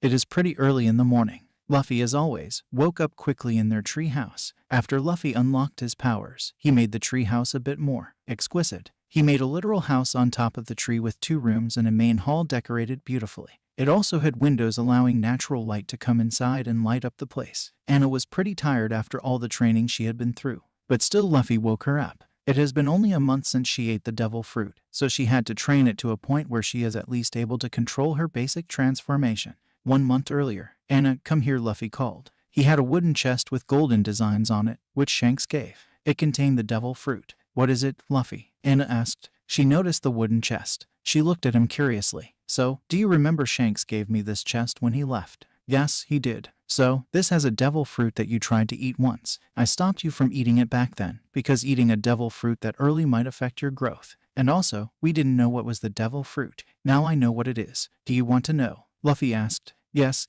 tell me. Anna exclaimed. This is Tori Tori no Mai, Model Minakawa. It is a mythical zoan fruit, Luffy said. Anna's eye glinted with stars. Wow, what does it do? She asked excitedly. Minakawa is said to be a huge bird-like creature with steel-like feathers, as sharp as a sword. It is also said to have control over fire or sun. Luffy explained. So, do you want to eat it? Remember, you will lose your swimming capabilities. Not that you could swim in the first place. So, what do you want to do? Anna contemplated for a minute. Bird, fly, fire. How cool is that? Steel like feathers. Damn, her head started to fume in heat. All right, I will eat it, but I want you to promise one thing. She asked. What is it? I need you to save me in case I fall in water, she said. Luffy laughed. Sure. Of course, I will save you. She smiled happily. She took the fruit and ate it. She gagged at the horrible taste. She won't be able to eat anything for next 3 days if that taste stays in her mouth. They waited for a minute. Nothing happened. Then she started transforming. Big is an understatement. Her size rivaled that of a dragon. Luffy mentally thanked himself that they were on the far side of the mountain where people won't be able to see the transformation. She gave a loud shriek that could be heard all over the island. Her bird figure looked stunning. It had a blue-colored base, with the colors transforming into bright red at the start of her wings, and then the tip of the feathers towards the end glowed yellow, like a flame. It also had purple color mixed in the transformation. It had a big white beak and 2 horns protruding backwards. Her claws were in blue color, very sharp, that could tear through even dragon's flesh. Her eyes glowed. It almost felt like a mirror reflecting the flame within her. Yamato came running towards the place where she heard the shriek. She felt Luffy's aura there. She also felt Anna's, but it was unrecognizable. When she reached the place, she was awestruck as well as sweating in anxiety of meeting such huge figure. She saw Luffy grinning like a madman. Luffy, what is this? Yamato asked, confused. It's Anna. She ate a devil fruit, Luffy said. Yamato stood there shocked. Whatt. She yelled. Why did she eat a devil fruit? How did you get a devil fruit at the first place? Yamato questioned. Shanks gave it to me. As to why she ate, ask her yourself. Luffy replied. Oi, Anna, transform back into a human. How? The bird asked. It sounded a bit coarse, but still had the feminine touch to it. Just think of your normal human form, Luffy explained. Anna slowly transformed back into a human. Wow, that was a WESOME. She shouted in happiness. Luffy chuckled. Why did you eat a devil fruit, idiot? Yamato asked. Why? Because it is cool. Also, I don't know to swim anyway. If I am going to become the strongest woman, I'll need this, she responded. Yamato huffed. Seriously, she might get white hair due to all the tension on her mind. But then, she already has white hair. Oh no, she is already a grandma. Fine, but you have to train now. Don't worry, Luffy chipped in. I'll train her until we leave. Yamato smiled in acceptance. Anna gulped. She knew how hard Luffy's training is. Though she is used to it, it still scared her. Also, she is new to devil fruits. God knows how hard it be. Yes, Luffy knows how hard it is going to be. He smirked in excitement. Present day. They were training with the transformation. Anna's complete transformation gave access to flight. Though she only trained her flying during the night to avoid getting spotted. She fell into sea several times trying to fly. But Luffy always caught her. Anna's feathers were really strong and durable to hits. It increased her tanking for hits considerably, even in her human form. Claws were really strong, being able to pierce through things really easy. Combined with armament, not even Loja users could escape from it. They found out she could use fire as well as plasma. The joints of her wing lit in flames whenever she transformed. She could use fire breath as well as eject plasma from her claws. Even in her human form, she could use plasma and fire to some extent. Due to her natural body strength as well as with Luffy's assistance, she also managed to unlock her hybrid form. She grew to Yamato's height when she uses her hybrid form, wings growing at her back. Her legs changed to claws. Though not as strong as full transformation, the claws are still really strong weapon. It gave her extra speed and her body is more durable. Her sharp feathers also added to the strengths. She was sparring against Luffy in her hybrid form. Her armament-enhanced attacks were really powerful, but it still wasn't enough to hurt Luffy. Luffy was still faster. He trained her to improve her speed. She knew she wouldn't be able to train her devil fruit much when they were at the sea. She had to do everything she could before she leaves the island, which is in 3 days. Eating after training is something that is loved by Anna. That too, if the food is made by Luffy. Yes, Luffy can cook. Not only that, his cooking is really good that he could go against all the chefs in his island and still his food would be good. Though he isn't any first-rate chef, Luffy's dishes are something that everyone has to taste once before they die. Anna thinks so. Luffy had made their dinner and they sat on the table. Yamato enjoyed her food so much. She had the same opinion as Anna in Luffy's cooking. So, after all these years, we will be setting sail to achieve our dreams, Yamato spoke. Yes, this is so exciting, Anna exclaimed. No matter how hard it gets, we will achieve our dream. We will also make our captain king, Yamato spoke. Yes, we will. Luffy smiled warmly at them. Yamato raised her wine glass to our journey, to our future, Anna said, raising her juice glass. Of course, the other two didn't let her drink wine or sake. To our dreams, Luffy raised his glass. Cheers. It is finally the day they set sail. Luffy said the other two to pack their stuff before day, but seems like Anna was so excited that she packed her stuff a week before. They were at the dock, villagers surrounding them, but they had no boat. If you want a boat, you can take my old fishing boat. I just bought a new one, a villager spoke. No, thank you for the suggestion. But this is a test for these two, Luffy said. He looked at Anna and Yamato. Use creation magic and make a boat for us. Anna and Yamato looked at each other and nodded. They brought their hands up, palms facing each other. It started glowing white with magic circles forming on both the palms on their hands. Iris. They created a boat that would easily fit up to 6 people. It had 3 rooms, a kitchen and a center mast. Luffy smiled at their progress. The duo was exhausted at the use of magic. Magic used up a lot of user energy. The villagers gaped at the boat and the powers they used. They had stars in their eyes. Makino came up and hugged Yamato and Anna together. They were crying. For the past 10 years, she was the one who provided them shelter and food. They would be eternally grateful for her. Thank you, Makino, they said in unison. Thank you for taking care of us. If it wasn't for you, we might have been dead by starving right now. We don't know how to repay you. Makino smiled warmly. She had become a mother figure for the trio. Though it pains for her to see them go, she knows they are destined to become great. If you want to repay me, then do it by achieving your dreams, she said. They hugged again. Then Makino hugged Luffy tight. She basically took care of him since he was born. Take care, Luffy. Take care of those two. And be careful in the seas, she said. Luffy smiled brightly. Of course, I wouldn't let anything happen to them. Luffy boarded the boat, followed by the other two. I will become the strongest woman alive, Anna yelled at the top of her lungs. Luffy smirked. He put his huge bag, with all of his books, inside a room. Yamato also dropped their lunch and food ingredients that would last them 2 or 3 days.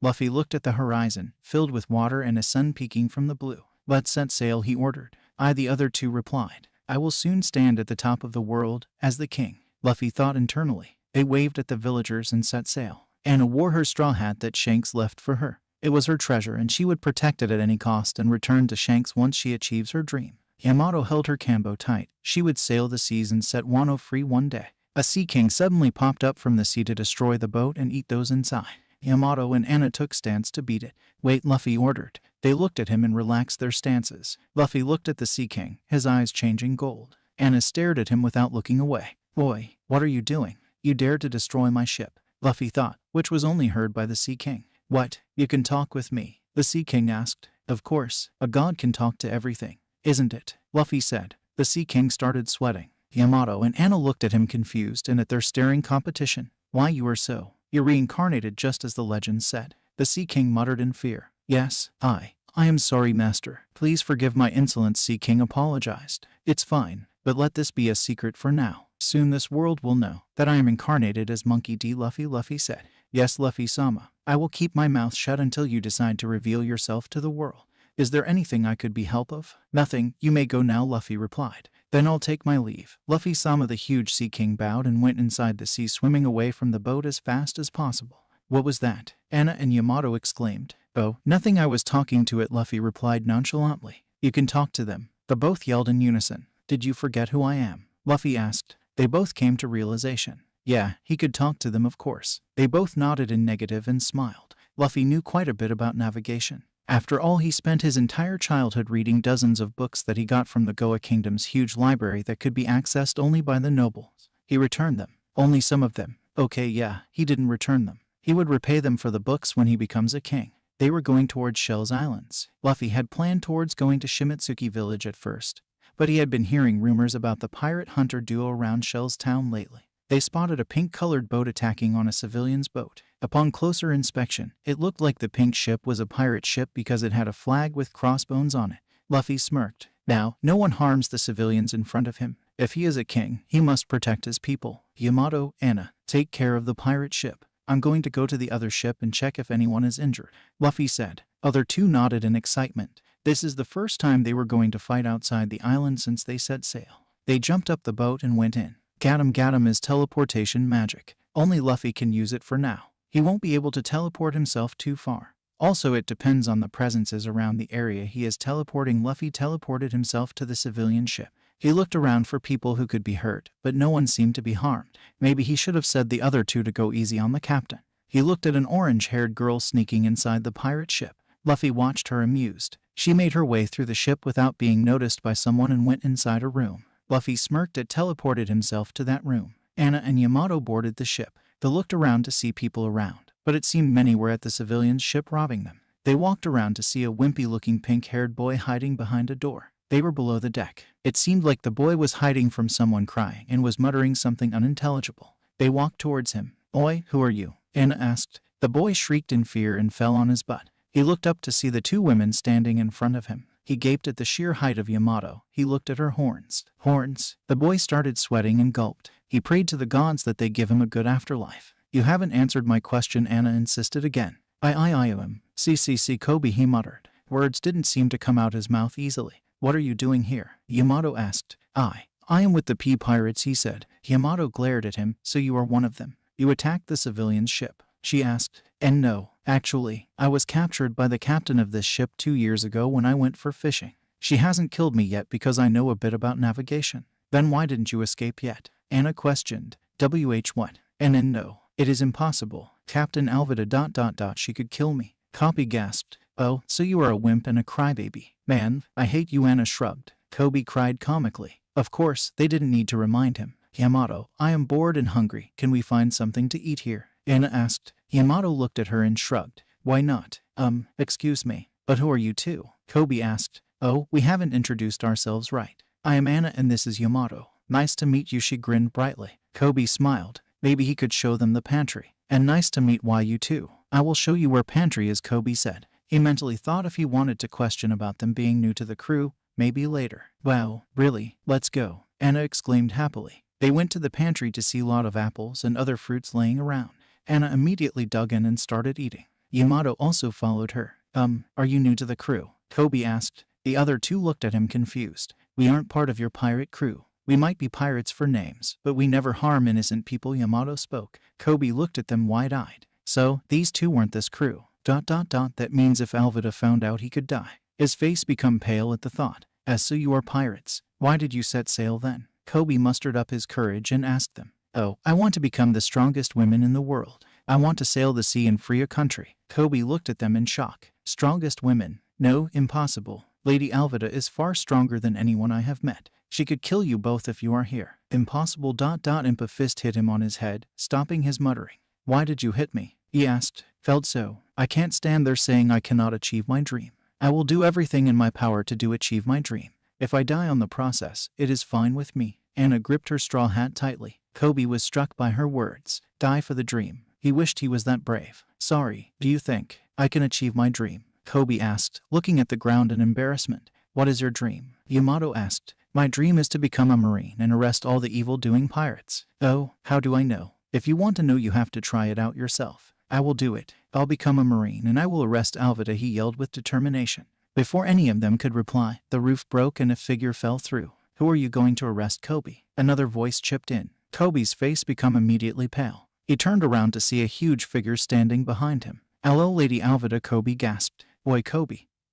Who is old-looking fat hag?" Anna asked. The whole deck became silent for a moment. Alvida was fuming with anger. "What did you say, bitch?" Anna-san apologized to her. "She could kill you," Kobe whispered. Anna ignored him and fixed her gaze on the women. She is weak, Anna thought to herself. She felt more presence above the deck. She picked up Kobe and jumped up on the deck, hoping for some fighting. Yamato followed her. Several pirates tried to him them, but they were easily knocked out just by a punch or kick. Yamato didn't even have to use her kanbo. She got bored by the weaklings that she used her conqueror's haki to knock them all out. Surprisingly, that boy was conscious. Anna huffed. She was bored by the weaklings as well. Alvida was furious at the sight of her crew being knocked out so easily. There was slight fear at the sight of the duo, but she didn't show it. She looked at Kobe. Kobe, you betrayed me and you tried to team up with those two idiots. But I will let you live if you answer this question.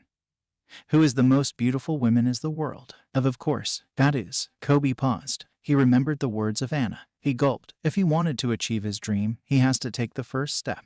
You are the ugliest hag in the world. He yelled loudly. Anna laughed loudly at his declaration. Yamato smirked. Why you? Alvida charged at Kobe, her face red with anger, but Anna intercepted them. Well said, she said to Kobe. The mace hit her ... or so it seemed. Alvida laughed. No one survives my mace. Die, you bitch. The pirates, who were awake, wide-eyed at the scene. Anna held the mace in her hand, unscathed by the attack. She squeezed the mace and it broke into several pieces. Alvida gulped. What did you do? She yelled. You are annoying me, Anna replied and punched her in the gut, sending her flying into the ocean. Kobe blinked. He couldn't comprehend what just happened. Suddenly a door burst open. Earlier, Luffy teleported into the room where he saw the orange-haired girl went. He saw a poor man getting hit in the you-know-where and fell down unconscious. Luffy grimaced. He saw that woman looking at those treasures, her eyes turning into bullies. Wait, police. Luffy doubted his eyes for a second. The women turned towards Luffy and froze. Who the hell is this? And he looks handsome. Wait, maybe he is one of those pirates. He is going to kill me. What do I do? She thought. Luffy chuckled. You look scared, he said. Of course. Are you one of those pirates? She questioned, her hands moving towards her back, probably searching for a weapon. Nope. I just saw you entering this room, and I just followed simply. Luffy replied. The girl looked at him confused. Then what are you doing here? Are you trying to catch me and hand over to the captain or something? She asked. Now why would I do that? In fact, I was quite intrigued by your stealth. You managed to get into this room without being seen by anyone in the pirate ship, he replied. Of course, I have to do this. I have a lot of experience in this. She puffed her chest out in pride. Haha, quite prideful about that, aren't you? Luffy chuckled. Yes, but don't take me wrong. I only steal from pirates, she replied. Oh, then I guess I have to forget about that one noble person that you stole a wallet on that civilian ship, Luffy replied. That was just. He was a noble. He would have a lot of money anyway, she said. So, you did steal a wallet from a noble person. Wait, you don't know. Nah, I just simply said that. Looks like it is true. Luffy smirked. So, I just blurted out that I stole myself. Nami facepalmed herself. She just admitted she stole to a person that she just ...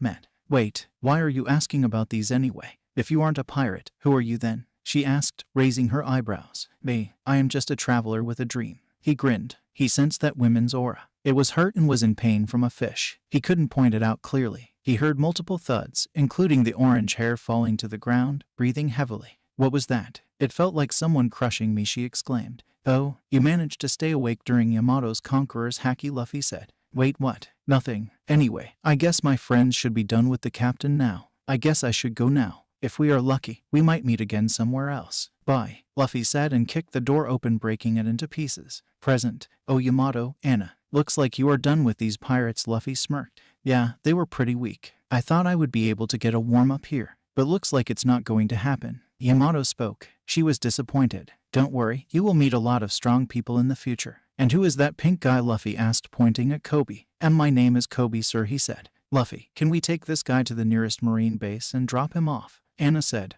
Why not? As long as he doesn't trouble us, I guess, Luffy said and jumped on his boat. Anna picked up Kobe and the duo jumped on the boat. Yosh, let's go to Shell's Town, Luffy said. He was thinking about the orange-haired girl. Something about her felt off. Oh, I should have asked her name. Well, I get a feeling we might meet again soon, he thought. Luffy, where are we going now? Anna questioned. We are going to Shell's Town. I heard that my friend's there, so let's meet them and see if they will be coming with us. Also, we will drop this guy there. That town has a marine base, Luffy replied. Oh, I forgot to introduce myself. I am Monkey D. Luffy. Thanks, Luffy said. Kobe replied. But I must warn you. Some said Roronoa Zoro is being held in that town.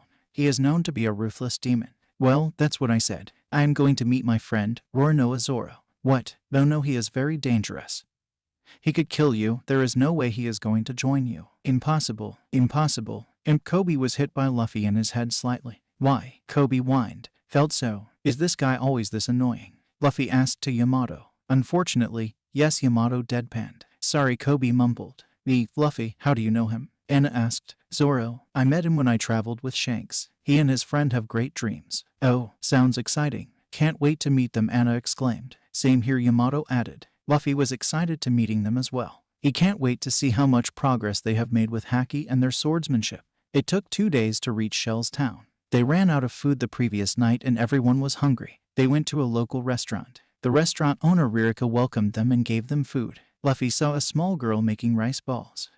Luffy-san, are you sure you need to meet Roronoa Zoro? Kobe questioned. The townsman gasped and jumped away from the table where these guys were sitting. See, even the town people are afraid of him. That is why the captain of the base, Morgan, captured him. Once again, the townspeople jumped back at the mention of Morgan. Kobe looked confused. Luffy understood what it meant. Why are they jumping back at the mention of the captain? Zoro, I could understand, but, Kobe muttered. Look, Kobe, you need to understand the world isn't colorful. Everything has its good as well as bad. My guess is the captain of this base is corrupted and isn't doing what he is supposed to, Luffy explained.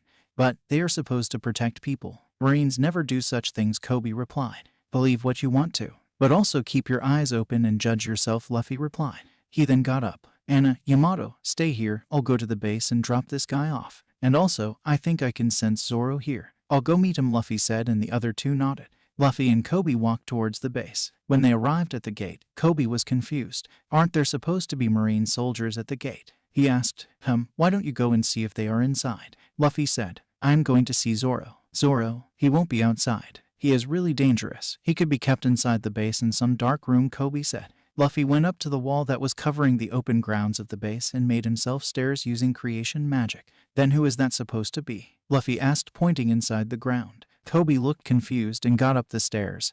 He looked shocked. Green hair, demon-like physique, haramaki and black bandana. That's Roronoa Zoro, Kobe muttered. True to his words, Zoro's body looked well-toned, muscles ripping out from his body.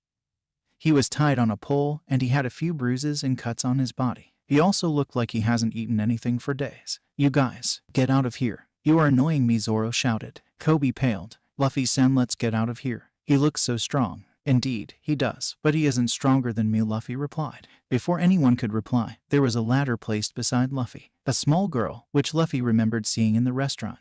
The girl hushed them from talking and jumped inside the compound. She walked towards Zoro with a bright smile on her face. Luffy-san, stop her. She could get hurt, Kobe yelled. Luffy ignored him and watched the scene that was happening. Zoro, Aniki, you must be hungry. So, I made these for you, the girl said. Get out of here, brat. If they find out you are helping me, they could hurt you, Zoro said in an angry tone. But I made these for you. Try it and I'll go, she insisted. Just get out of here, I am not hungry. Zoro growled. Now, don't pick fights with a small girl. Roronoa Zoro, a voice interrupted. Zoro to ch head. It was a blonde man with 2 Marines following him. Thank God, someone from the Marines is here. Now Zoro won't be able to hurt that little girl, Kobe sighed. I won't be so sure about that, Luffy said with an emotionless face. If it isn't the captain's bastard son, Zoro mocked. Be careful with your words. My dad is the captain of this base, the blonde replied.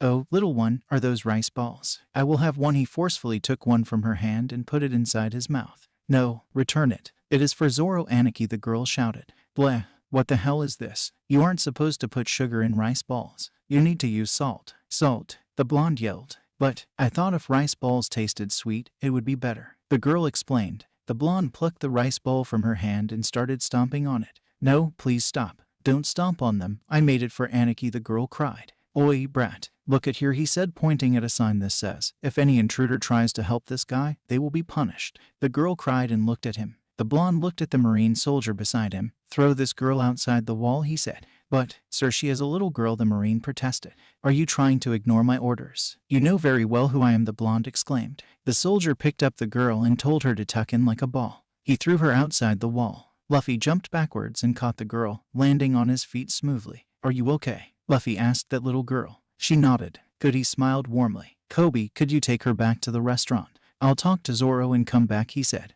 Kobe nodded and took the girl back. Luffy jumped over the wall with ease. Zoro looked at the man standing in front of him. His aura was heavily suppressed. Something told him he was stronger than anyone he ever met. His very presence demanded submission. But Zoro ignored those thoughts and had a blank expression on his face. Didn't you go away yet? You are annoying, Zoro muttered. If that bastard sees you, he will arrest you. Don't worry. They won't even be able to touch me, Luffy replied. But then, I didn't come here to meet you in such position, Roronoa Zoro. Did you come here to mock my position? Zoro snapped. Oh, no. I just wanted to see how you were doing. How did you end up in this position anyway? None of your concern. I have been here for 3 weeks now. 1 more week and that captain's brat will release me, Zoro replied. A week you say? He'll come back after a week then. But don't tell me you seriously believe that wimpy blonde is going to release you, Luffy questioned. He should, else I will kill him, Zoro said harshly. Luffy said nothing, just turned back and started walking away. Oi, before you go, could you feed those to me? Zoro asked, pointing towards the stomped rice balls on the ground. That looks so dirty and muddy, Luffy said. It's fine, just feed me. Luffy shrugged and picked up the rice balls and put them inside Zoro's mouth. He watched him chew and swallow that with a horrible expression on his face. Luffy chuckled lightly. Told you, it was all muddy. Thank you for the food. I was really good. Could you tell that to the small girl? Zoro asked. Luffy smirked and nodded. He did pick a good guy after all. Luffy walked back towards the restaurant. He went inside and sat with Anna and Yamato. He told them about Zoro, and Anna brimmed with excitement to meet him and fight with him. Yamato smiled. Luffy called Rika and told what Zoro said. Really? He liked him? Rika asked with a bright smile on her face. Of course, he ate all of them, Luffy replied, and said they tasted really good. But why? He is doing all the things opposite to what he was said to be. He is one of the famous pirate hunter duo, and he is said to be a demon. Kobe chipped in. Luffy had an emotionless expression on his face. This guy just believes whatever he hears about others, Luffy thought. No, Rika cut in. He is not a demon. He only got caught because of me. Why? Anna questioned. That captain's son, Helmeppo, brought in his pet wolf with him. He released it inside the restaurant and it came to eat me. But Zoro Aniki stepped in and killed the wolf, Rika explained. Helmeppo said if Zoro could survive 30 days in that place tied without any food, he would release him as well as leave us unharmed. Kobe had a shocked expression on his face. Marines should never do such horrible things. He despised these Marines. Luffy had a blank expression. He knew it could have been something like this just based on the condition of the town. Before anyone could reply, the restaurant's door burst open. Helmeppo entered the restaurant and 2 Marines followed him inside. He had an evil smile on his face. I need food and drinks now, immediately he ordered. And I think you know it is all free for me. Ririka nodded in fear and started working on the food. Helmeppo laughed. Good, now that's the fear I want all of you to have. Also, I am bored with Roronoa Zoro, so I think he'll execute him in 3 days. Make sure all of you come there to see that beautiful event. It took all of Luffy's self-control to not hit the blonde in his face. But that wasn't the case for Anna. She got up and glared at Helmeppo. You said you will release him if he survived like that for a year. Haha, who believes those? Anyway, I am bored as well. It would provide me good entertainment. Helmeppo replied. Anna cocked her fist back and punched Helmeppo square on his jaw that it sent him through the door and he crashed on the wall opposite to the restaurant. Anna rushed outside, her face filled with anger. She stood at a pose to punch Helmeppo again. Wait, Luffy ordered. Anna glared at Helmeppo, who was lying on the ground in pain. She stepped back, leaving him to Luffy. Luffy picked Helmeppo by his shirt. You said you will execute Zoro, right? Why not let's go and meet him and see what he wants to say about it? Luffy said. Helmeppo couldn't reply anything as he was crying in pain. Luffy used teleportation magic and teleported them both to the ground where Zoro was tied up. Zoro was shocked by the sudden appearance of Luffy and Helmeppo. What the hell? Where did you come from? He yelled. I'll explain later. This guy has to say something, Luffy said, pointing at Helmeppo hanging from his hand. Helmeppo muttered something unintelligible at first, but a glare from Luffy made him say the right words. I said I want to execute you in 3 days. Zoro gritted his teeth in anger. Of course, at the end he would go against his promise. So, what do you want to do? Luffy asked. Untie me so I can cut that bastard, Zoro replied. Luffy dropped Helmeppo on the ground. Helmeppo took this chance and mustered up all his energy to run away from the crazy duo. Oi, he is running. What are you doing? Zoro asked. Don't worry, he won't go anywhere. You could catch him easily. Luffy replied. Now, I have a question before I untie you. What is it? Zoro asked. Are you ready to join me on my journey? What journey? You pirate or something? Zoro asked. Well, not really, but they might soon label me as one. Sorry, but I already promised a guy that I will join him in his journey along with my friend, Zoro said. Luffy smirked. Oh well, too bad. I think I have to get you from him. Ha, good luck. Something tells me he isn't going down that easily, Zoro said. Luffy untied the ropes and set Zoro free. Who is that guy that you said you were going to join, by the way? Luffy questioned. His name is Monkey D. Luffy, Zoro replied. Why do you ask? Nothing, just curious. By the way, I guess you don't have your swords. Yes, that idiot took them. I need to get them back. Zoro replied. Anna and Yamato also arrived at the scene. Oh Yamato, Anna, you are here. Good, I need you, Anna, to do something for me, Luffy said. Sure, what is it? Anna asked. Why don't you go inside the base and search for Zoro's swords?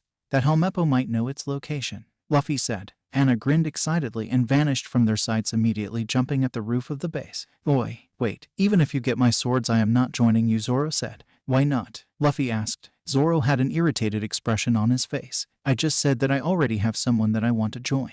Yeah, you did, Luffy said. Zoro's eyebrows twitched in annoyance. Who are you going to join, by the way? Yamato questioned. Monkey D. Luffy, Zoro replied. Yamato started laughing loudly. What is it so funny in that? Zoro yelled. Sorry, but you are going to join us, Yamato replied. Zoro twitched once again. What the hell is wrong with you guys? Because the man standing in front of you is Monkey D. Luffy, Yamato added. Zoro's eye widened in shock. Yo, it's been long since we met, Luffy grinned. Luffy, what the hell? You are lying, Zoro said, confused. Of course not. I just wanted to have some fun before revealing myself. Luffy laughed. I hope you didn't forget our promise. Heh, never. I guess it is time then to join you, Zoro said. Yamato smirked. They heard several clicks. They saw guns being pointed at them by the soldiers, a tall man with axe on his hand ordering them. Luffy assumed he is the captain of the base. Axe hand Morgan. You brats. You are trespassing here, ignoring my order. Looks like you freed Zoro as well. Now I have to execute you all in the name of justice, Morgan yelled. Shoot them, he yelled. Oh, why they are going to shoot us, Zoro said. But Luffy stood there smirking. Yamato didn't look bothered either. They then heard a window shatter. Earlier, Anna ran towards the base and jumped up the base. Her devil fruit along with some tricks by Luffy helped her jump really high. She landed on a golden rock. Rock. Whatever. She shrugged. She saw a lot of Marines looking at her wide-eyed. Oi, what are you doing standing on my statue? Morgan yelled. Oh, this is your statue. Then it shouldn't be here, Anna smirked and punched the statue. It didn't seem like something happened at first, but some cracks started developing from the place where she punched and grew big until the statue finally shattered into pieces. Morgan looked pissed. Arrest that bitch. I am going to execute her, Morgan yelled. Daddy, that's her. She was the one who beat me, Helmeppo cried. Marines started to charge towards Anna, but Anna spotted Helmeppo and ran towards her in speeds no one could follow. She picked him up and ran down the stairs. Oi, where is Zoro's swords? She asked threateningly. It's inside my RR room, he muttered. Where is it? We just passed by it now. Anna gave him a deadly glare before knocking him out with Conqueror's Haki. She went inside the room. Walls painted in pink. She didn't care about the looks of the room. She looked around the room for swords. She spotted 3 swords at the corner of the room, with one sword having a distinct green floral patterned sheath. Which is Zoro's sword? She thought for a minute, then just shrugged and picked all 3. She looked down from the window and saw Marines pointing their weapons at Luffy, Yamato, and Zoro. She broke the window and jumped down. Present, the Marines fired their guns, but it was intercepted by Anna, who stood before the trio with her arms wide, blocking all the bullets from reaching them. The Marines looked at her in disbelief. Luffy had taught about tightening their muscles to the point that normal bullets won't do them much harm. Anna used a bit of haki to prevent the bullets from scratching her smooth skin. Zoro sighed. Anna walked towards them. Oi, I didn't know which is your sword. There are 3 swords in his room. I took all there, Anna said. All the 3 are mine. I used 3 sword style, Zoro replied. Anna had star in her eyes. Cool. Morgan yelled at his subordinates in annoyance, and anger just cut them with swords. The Marines charged at them with their swords. Zoro unsheathed his swords and blocked all of them. If you move, prepare to die as well, Zoro said. The Marines cried comically. Captain, those guys are too strong for us, the Marines said. You all are useless. Take a gun and shoot yourself. I don't want any weakling in my base, Morgan shouted. Some Marines took their guns and pointed at their heads. Before they could trigger, a pressure washed over them and they fell on the ground, foaming on their mouths. You are hurting your own subordinates. Anna yelled. Yes, so what? They are weak anyway, Morgan replied back. Anna got furious and charged at Morgan without replying to him. Morgan tried to block her punch but was hit on his gut and sent back flying. He gritted his teeth in pain and spit out some blood. Before they could do anything, they heard a click, and they saw Helmeppo pointing guns at Yamato. Stay down, or I'll kill her, he threatened in a weak voice. Yamato didn't look bothered by that guy's antics. She looked bored. Anna just ignored him and walked towards Morgan. Morgan stood back up and charged at Anna. He brought down his axe towards her head. Die, you bitch, he yelled. Anna caught the axe on her hands covered in haki. She crushed it with no effort. Morgan was shocked, his jaw dropping at the floor. Before he could say anything, Anna's hands lit in fire. She gazed at Morgan, her eyes burning through his soul. She punched Morgan in the chest, earning a crunch sound at the breaking of several bones and skin burning into crisp due to heat outputted by Anna's hands. He was knocked out by the punch and was sent flying back towards the base, crashing in the wall. Zoro's eye widened at this. How? He mumbled, which was only heard by Luffy. I will explain you later, Luffy said. Yamato punched Helmeppo on his head, knocking him out instantly. The Marines cheered at the defeat of their corrupted captain. Zoro collapsed on the floor, muttering hungry. They went back to the restaurant. They ordered food for Zoro and explained what happened at the base to the Kobe and others. The door was then burst open by someone. The person came straight towards Zoro and bonked him on the head. Anna and Yamato tensed, but Luffy looked relaxed. Who the hell hit me? He turned back to see the person. Idiot. Why the hell did you sail off on your own from last island? It took me 3 weeks to find you. The person, who was a woman with dark blue hair and had a large, black eyes. Kuna, I thought you got lost when we were on last island, so I sailed off thinking you went to next island, Zoro exclaimed. Like hell I did. You moron. You got lost on your own and forget the way to come back, she yelled. Hey Kuna, it's been a long time since we met, Luffy said. She looked at him confused. I am sorry, but do I know you? She asked. Oh, don't say you forget the boy who saved you when you fell from stairs, Luffy smirked.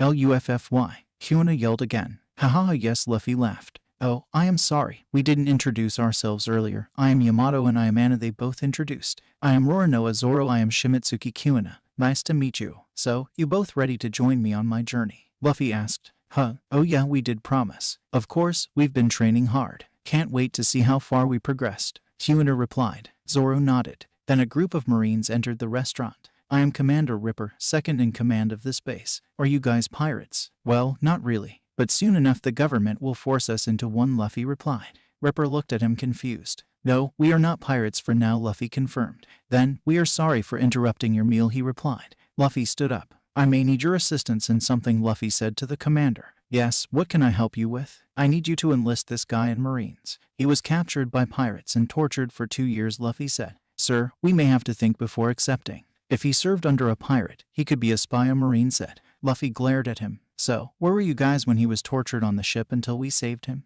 Weren't you Marines supposed to protect the public? Luffy questioned. Marines looked down in embarrassment. Very well, Commander spoke. We will enlist him in Marines. Kobe's face lit up in excitement. Thank you, sir. I will definitely do my best, he shouted. Luffy pulled out a letter from his pocket and handed it to Commander. Forward this to Vice Admiral Garp. He spoke. The commander nodded and exited the restaurant. They ate a bit more and got some supplies. Then they thanked the owner and the little girl and left the restaurant. They went to docks. So, this is our boat? Zoro asked, pointing at the boat. It was enough for the crew that they had now. Yes, Luffy affirmed. They boarded the ship. So, where are headed next, Captain? Kuna asked. Maybe for some uninhabited island. And then to Orange Town. There is a clown that I need to meet, Luffy said. Luffy-san. Thank you for everything. Kobe shouted from the docks. I will definitely become a Marine that you will be proud of. Luffy smiled and waved him. The Marines saluted them for saving the island. You have some good friends there, Commander Ripper said to Kobe. He broke down into tears, but his salute stayed strong. They were traveling towards an uninhabited island. The couple were especially brimming with excitement when Luffy said what they were about to do. With Luffy's sufficient knowledge in navigation, it wouldn't be too hard to find one soon enough. Zoro slept in the boat, ignoring the constant bickering of the crew and yelling by Kuna. So, how much did you guys train and how much have improved in those? Luffy asked Kuna. Actually, we trained even more than we previously used to do. We both did. We managed to unlock both the Haki. Apparently my granddad knew about Haki, but it was secluded to some country in the Grand Line. We are pretty good at the basics of both the Haki. But my granddad said to focus on physical body rather than Haki at first, so we kinda followed his words, Kuna answered. Actually, it's a good advice. Your granddad must have had prior experiences with those who used Haki proficiently. I could see both of you are pretty fit, but once we get or make a bigger ship, we will start the training immediately. And I will warn you it won't be easy, Luffy said. I won't expect it be easy either. But why did you say we are going to make our ship? Kuna questioned. I will answer about that later, Luffy said. Is he going to train us to be shipwrights or something? Kuna thought internally. They traveled in the calm waters, reaching a barren island. It was a small island with barely 1 or 2 trees sticking out, completely void of any life forms. Perfect island for a spar. The 5 got down the boat and walked towards the middle. They found a perfect crater, almost looked like carved out of the land just so they could spar here. Grin spread across everyone's face. 2 duos stood facing each other. Dry air, rolling upon the battlefield. The swordsman duo looked like beasts waiting for their prey that they have been waiting for years. On the other hand, the sisters looked ready, waiting for their opponents to strike. But they didn't look weak in any way. Their auras pouring like molten rock, radiating heat in the form of strength. They locked in eyes with their respective opponents. Cheerful attitudes gone. One duo had to prove that they are worth being in the crew, while other had to fight, not to disappoint the one who taught them to fight. It was just a spar, still had so many stakes. Shimitsuki Kuna stood before a huge woman. One could mistake her as a man. Not because she lacked any feminine features, nor she acted like one. Well, maybe sometimes. From being with her for a few hours, she could feel like that. But no, that wasn't the reason why she felt like that. She could visibly see as well as feel as her senses screaming power from her opponent. She envied her slightly for being strong. For someone who thought being women was weak, it felt wrong. But the captain's words resounded strong in her head. That being a woman is not weak, and she wasn't weak either. She certainly isn't going to show any weakness after training in the hell for past 10 years. Zoro unsheathed 3 of his swords. Yes, 3. He could feel the aura from his opponent. Maybe in some other timeline, he might have thought of mocking his opponent. That a wimpy, innocent girl could only dream of beating her, but he did learn looks can be deceiving. He felt it is going to be either all out or lose. The opponent's smirk didn't help him either. It wasn't mocking, but was more like I would be disappointed if you can't put up a good fight. He swore to be the greatest swordsman in the world. Then he will try to fight like one. Luffy watched them in silence. He had an idea of what Anna and Yamato are capable of. He was eager to see what the other two are worth. But that wasn't his primary goal here. He wanted to see their styles so he could come up with a plan on how to train them, and also what sort of magic would help them. The opponent stood in silence. No one moved, eyes locked. Taking your eyes of the opponent could cost one's life. They are not willing to take that chance. Then suddenly out of nowhere, they charged. They charged at speeds that normal humans won't be able to keep up. But for the fighters, it wasn't anything difficult. Anna felt like she has experienced even faster things, namely Luffy. The swords clashed. Hyuna's sword clashed against Yamato's kanbo, metals sparkling on the contact. Yamato had a grin, almost as if she had judged the opponent's strength. Her mind would have probably said something like analysis complete. They jumped back and charged again. Zoro's swords clashed against Anna's hand. Zoro looked up. He expected her hands to be covered in haki, but her hands were different. It was covered in what looked like birds' feathers. Zoro had a lot of question in his mind, but now wasn't the time to ponder upon them. Whatever she was fast. Zoro's movements weren't as fast as her. He would have to rely upon his haki to catch up with her speed, but still he felt she was holding back. He was too, but if he wants to see his opponent's actual strength, he has to step up his game. Yamato and Hyuna swung their weapons in a harmonic way, hitting each other in a perfect order. Hyuna wondered how Yamato could wield a huge weapon like the kanbo and still match up to the speed of a sword. Vertical slash, horizontal, diagonal, you name it, Yamato could block them with her kanbo in ease. A black sheen spread across Hyuna's blade, indicating her use of haki. Yamato smirked, her own hands turning black. They both clashed again, causing wind disrupt from their attack. Hyuna attempted to cut Yamato diagonally from the bottom, but her opponent dodged it by moving back a bit,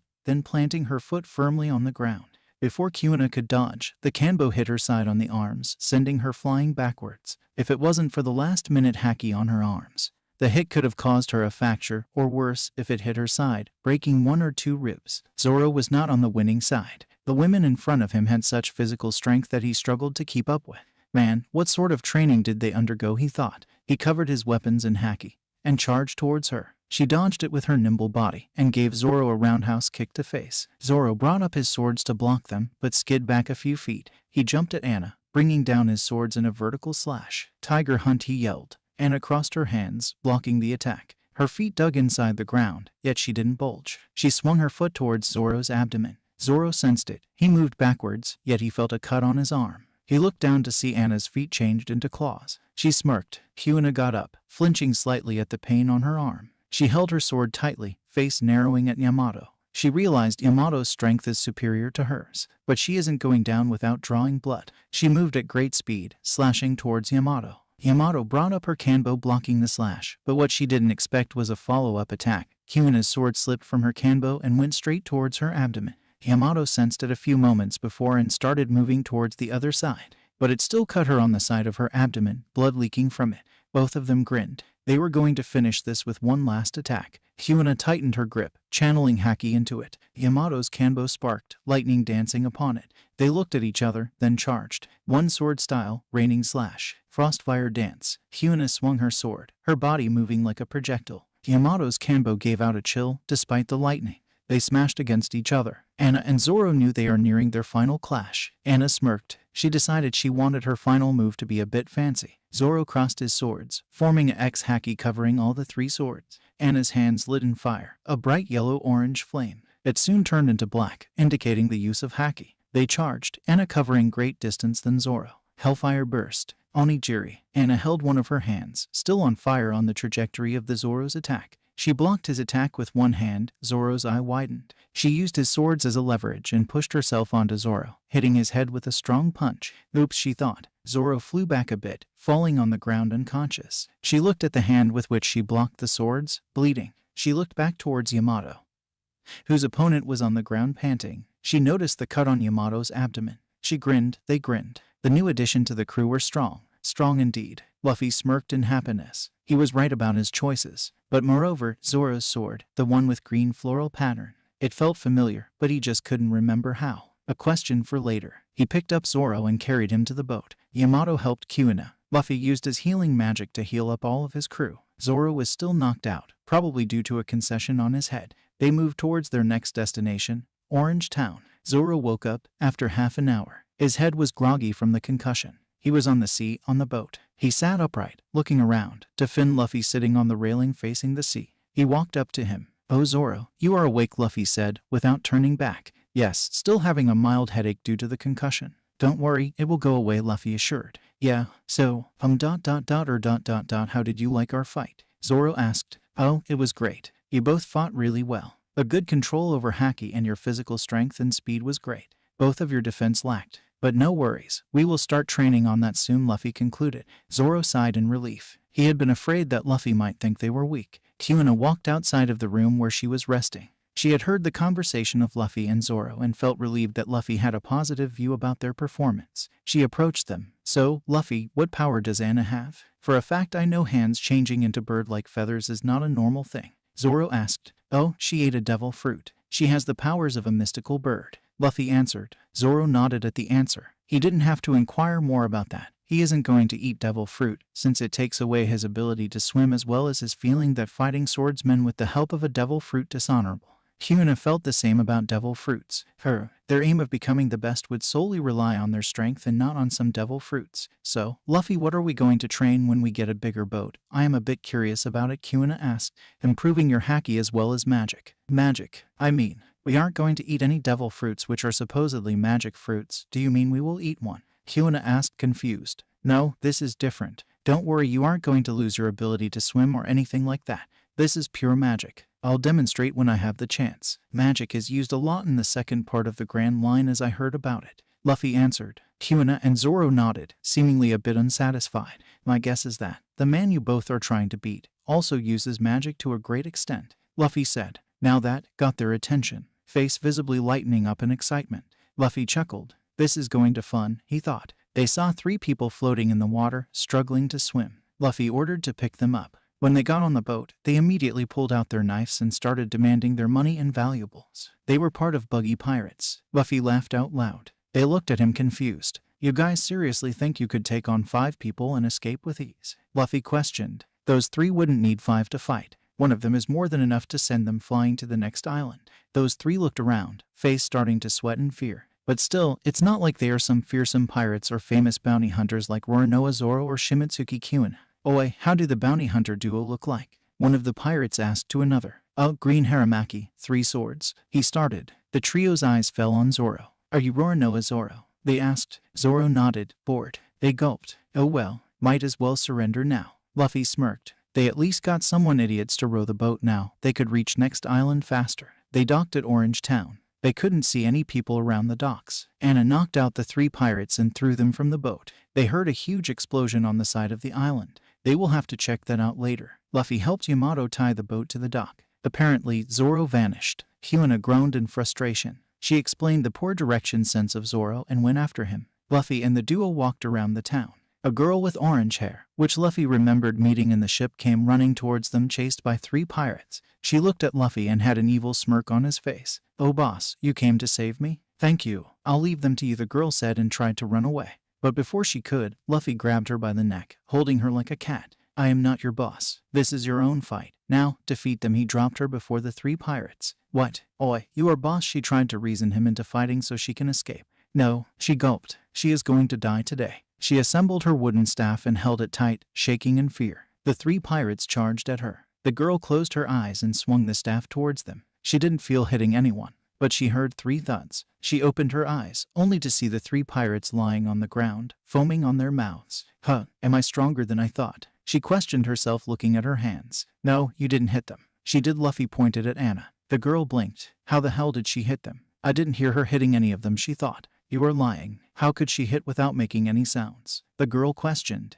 Well, it's a secret. Luffy grinned. Whatever. The girl replied. Luffy and others just smirked and started walking away. The girl was thinking, what if they actually did defeat them without hitting them? Also, the boy looks muscled up and strong. I could use him for now. She turned to see them walking away. Wait, you do look strong. How about we team up? I am Nami, by the way, she asked. Luffy turned towards her. I am Luffy. And no, we are not going to team up, he answered. Nami looked disappointed. Oi, Luffy, we are going to see around the town. We will meet you later, Anna said and dragged Yamato with her. Why can't we team up? Nami questioned. Well, first of all, you tried to put me and my friends in danger for your own benefit. So, we are not going to team up, Luffy replied. Nami looked ashamed. Well, they did look strong and supposedly beaten the 3 pirates. They could handle themselves, right? Okay, I am sorry about that. Can we team up? I'll give you 20% of our earnings, Nami bargained. 20%?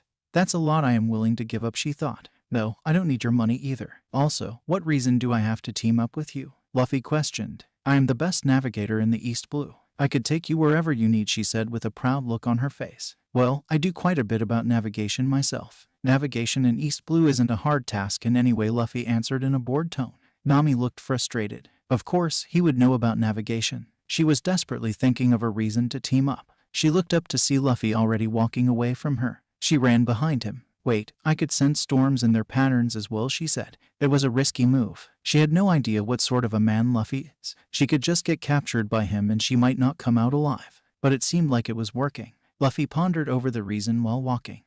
Now if you are at least honest about why you want to team up with me, I might team up, Luffy said. Nami sighed. Alright, fine. You looked kinda strong. And I had Buggy's crewmates chasing after me because I stole the map of Grand Line. If I am with you, I might escape safely. She answered. Okay, I can team up with you, but still you might not like what we might become in future, Luffy said. She was confused and a bit nervous. Why? It is not like you are going to become pirates or anything, right? We won't. They will make us, Luffy answered. They? Who are they? World government and Marines. Now, Nami had lost her mind. She couldn't comprehend what that guy was saying. So, you are pirates, Nami said. That's the result her mind could provide now. Luffy sighed. Alright, yeah, we are pirates, Luffy answered in a deadpan tone and walked away. Nami followed him, thinking about it. Anna and Yamato met a cute little dog guarding a pet food store. Anna immediately started petting and hugging it. The town's mayor explained that the owner of the store died a few months ago and the dog, named Chowchu, guarded the store from outsiders. Moji, the first mate of Buggy Pirates, arrived there with his pet lion, Richie. The lion looked like it hasn't been fed for days. He ordered the lion to eat from the pet food store. Oi, who are you guys? Run away from here. This island is Captain Buggy's now, Moji said. No, we won't go, Anna replied, sticking out her tongue like a kid. Richie, kill those idiots and eat from the store as much as you like. Chowchu started barking at the two furiously. Anna's face frowned in anger. She walked towards the approaching lion. Richie rose his paws to hit Anna, but Anna sent a weak burst of Conqueror's haki, knocking out the lion. Sorry, but I cannot let you hurt that dog's treasure. She spoke to the lion in a calm voice. She then turned towards Moji. He was visibly shaking. What did you do to Moji? He yelled. Anna ignored his rambling and walked towards him. He looked frozen in fear. Anna cocked back her fists and drove a punch at Moji's head, which probably would have cracked his skull. He was sent flying back, knocked out. The mayor looked shocked. He wanted to go defeat Buggy himself. He was the mayor of the town. He has to do it to protect the city. But Yamato knocked him out, sending a small burst of Conqueror's haki. They weren't going to let Buggy terrorize the town anymore. Anna walked towards the other shore where they heard Buggy and his crew were. They met Luffy and Nami along the way. Oh Luffy, good timing. We need your permission to beat up Buggy, Yamato spoke. I heard. You don't need my permission for this stuff. Also, even if I say don't, it's not like Anna is going to listen, Luffy chuckled. Anna grinned widely. Nami looked confused. They are talking about defeating a 15 million bullies pirate with no worries in their faces. Are they idiots? She thought. She followed them anyway to Buggy's camp. At least she could use the distraction to steal Buggy's treasure. They walked towards Buggy's camp. Somewhere along the way, Zoro and Kuna joined. Nami was quite shocked to see the famous bounty hunter duo along with the group of crazy idiots. She knew she will be a bit safe if she was with this group. Yet she was confused about the pirates' part. They reached the camp. Pirates enjoying their party of apparently destroying the town. Anna's face lit up in anger. Boy, Buggy, come out, she yelled. Who is calling me a red nose? Buggy misinterpreted, yelling back. He walked outside of his tent. He looked at the 6 standing at a distance. "What do you want, you flashy bastards?" Buggy shouted. "We are here to kick your ass," Anna yelled furiously. Buggy's face reddened in anger. "I am going to execute you all flashily for talking to the great Buggy-sama like that," Buggy boasted. "Oh oi, that green-colored hair guy, is it Roronoa Zoro?" a random pirate shouted. Other pirates looked at him in shock. "Oh, Roronoa Zoro, which means the blue-haired girl is Shimitsuki Kuina. Are you both here to collect my bounty?" Buggy smirked. "No, we left bounty hunting. We are part of his crew," Zoro replied, pointing at Luffy. "Oh, that doesn't matter. If I will kill you, it will boost my reputation." Buggy smirked. Zoro had a bored expression on his face. "Men, prepare the Buggy ball. Let's give these guys a flashy execution." Buggy yelled. His crew brought a huge cannon and pointed them towards Luffy and others. Nami's face paled. "I am going to die. I have nowhere to escape." Zoro looked at Luffy, who had a calm expression. He relaxed as well. "You guys are going to die in the power of my ultimate weapon. Fire!" Buggy yelled. A cannonball, bigger than usual, was launched from it. It traveled at huge speeds towards Luffy. Nami stood behind everyone in the group, crying, but the rest of the crew looked calm. The Buggy ball stopped a meter before hitting Luffy. It floated mid-air, rotating from the launching force. It seemed like it hit a solid wall and continued to move towards its target. Yet there was seemingly nothing between Luffy and the ball. The ball stopped rotating as well. It floated in the air. Buggy's crew watched in disbelief, including Nami. Suddenly, it started rotating on the opposite side, faster than before. It lit on fire due to the sheer speed it was rotating.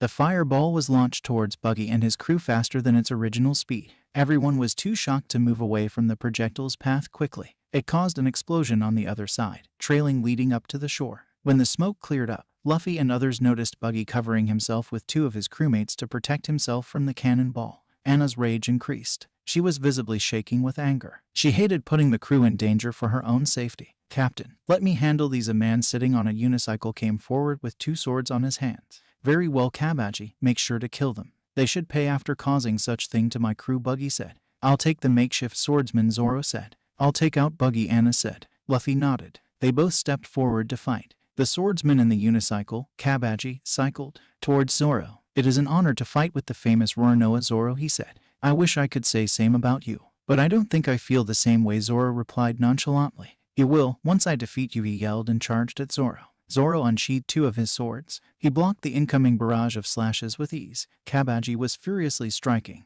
yet he hasn't managed to even push back Zoro. His sword suddenly lit in fire. Acrobatics, old man's flame, he charged at Zoro. Zoro held up his swords, blocking the attack. He pushed back Kabaji and charged at him. Zoro cut Kabaji on his hands, blood flowing like water. Buggy noticed this. Zoro's observation haki screamed at him to dodge. Zoro moved back 2 steps to find a floating hand trying to stab him with a knife. Observation haki. "I didn't think people from this sea could use it so easily," Buggy thought. Anna's face hit him on the face, sending him flying backwards. Zoro unsheathed his 3rd sword, placing it on his mouth. He crossed his hands, forming an X, and charged at Kabaji. Onigiri. Before Kabaji could react, he was cut in his abdomen towards his chest. An X-shaped cut formed on his body. Blood spewed out of it and he fell unconscious. Zoro calmly sheathed his swords and walked back to watch the other fight. Buggy stood up slowly, few bruises on his body. He looked at Kabaji, who lay defeated, and his anger increased. "Seems like you have eaten a devil fruit," Anna spoke. "Yes, I ate the bara no mai. You all going to die for attacking me and my crew," he yelled and charged at Anna, only to be kicked back. Chop chop cannon. Buggy's hand separated from his body and flew towards Anna. Anna caught it with hands, thanks to observation haki. She squeezed the hand, breaking the bones into pieces. Buggy cried in pain. Buggy noticed Nami slipping away from their tent with a huge bag. "My treasures. Oi, you thief girl, how dare you steal my treasures? Die." Chop chop festival. Buggy's body separated into several pieces and flew towards Nami at high speeds. Nami paled and closed her eyes to brace for pain. But it never came. Anna kicked Buggy and nowhere, immediately stopping all this body parts from moving. Zoro winced. Luffy's sweat dropped. "Your fight is with me," Anna growled. "Your hat, it seems familiar. It reminds me of that red-hair bastard." Buggy said. "Shanks, you know him. He gave me this hat," Anna replied, a smile on her face. "Know him? He is the reason why I was cursed with this devil fruit," Buggy said. Buggy's hand flew towards her hat. Anna didn't expect, since her guard was down due to the talk about Shanks. Buggy's hand picked at the hat and pierced it with knives on his hands. Yamato's sweat dropped. "Oh no, this isn't going to end well." Anna's body was burning with rage. Her aura covered the entire plaza. Buggy was on his knees. Conqueror's haki. Zoro and Kuina wasn't sparing any better. They were struggling to stand, breathing hard. Yamato and Luffy had no effects on them. How dare you damage my most prized possession? You are going to pay for this, Anna growled, her voice echoing like that of a demon. Buggy paled. Anna's both the hands lit in fire, scales glowing under the fire. Anna's eyes glowed red, fire escaping from the edge of her eyes. Her feet glowed. Fire vortex. Blazing punch. Anna's legs burst into fire for a moment, giving Anna a small boost towards Buggy. Her hands emitted fire in a vortex towards Buggy, covering his vision as well as burning up his top clothes. Then 2 hands hit him the gut. It felt like a steel cannon with double the power hitting him. He spit out blood and flew away, far away. A star twinkle appeared. Anna's fire calmed down. Zoro and Kuna were wide-eyed at the display of power. Anna picked up her hat, which had 3 cuts on it. Luffy. Fix it, she cried. Luffy patted her head. Yes, I will. Don't worry. Luffy calmed her down. Nami was sitting on the ground, awed by the power. Are the monsters, she thought, and she isn't even the captain. She got up and approached Luffy. I know you guys are ... will be pirates eventually, but can we team up for now? You know I can help you with navigation, and I will also get my goal done, and I will share 20% of my treasure as well. Nami said, again, not being honest with what your intentions are. But it's fine. I was already kinda bored with navigation anyway. But I have 2 conditions. Luffy spoke. What are they? First, give half of the treasure you took from Buggy to the townspeople. They are hurt and they will need money for their repairs. Second, I don't really care about your share of treasure. But if you even think of hurting any of my crewmates or stealing from us, expect the worst. Luffy concluded. Nami was a bit nervous about the alliance. But as he said, as long as she didn't try to hurt their crewmates, nothing will happen to her. But then again, why is he helping the village people? Isn't he a pirate? Okay, I can accept those conditions, Nami said. Luffy smiled. They boarded their boats. Luffy invited Nami to stay in their boat, which she accepted. What's the next destination you want to go? Nami asked. Gecko Islands, Luffy replied. Nami nodded and set course for it. They set sail towards the island, estimated that they will reach in a day.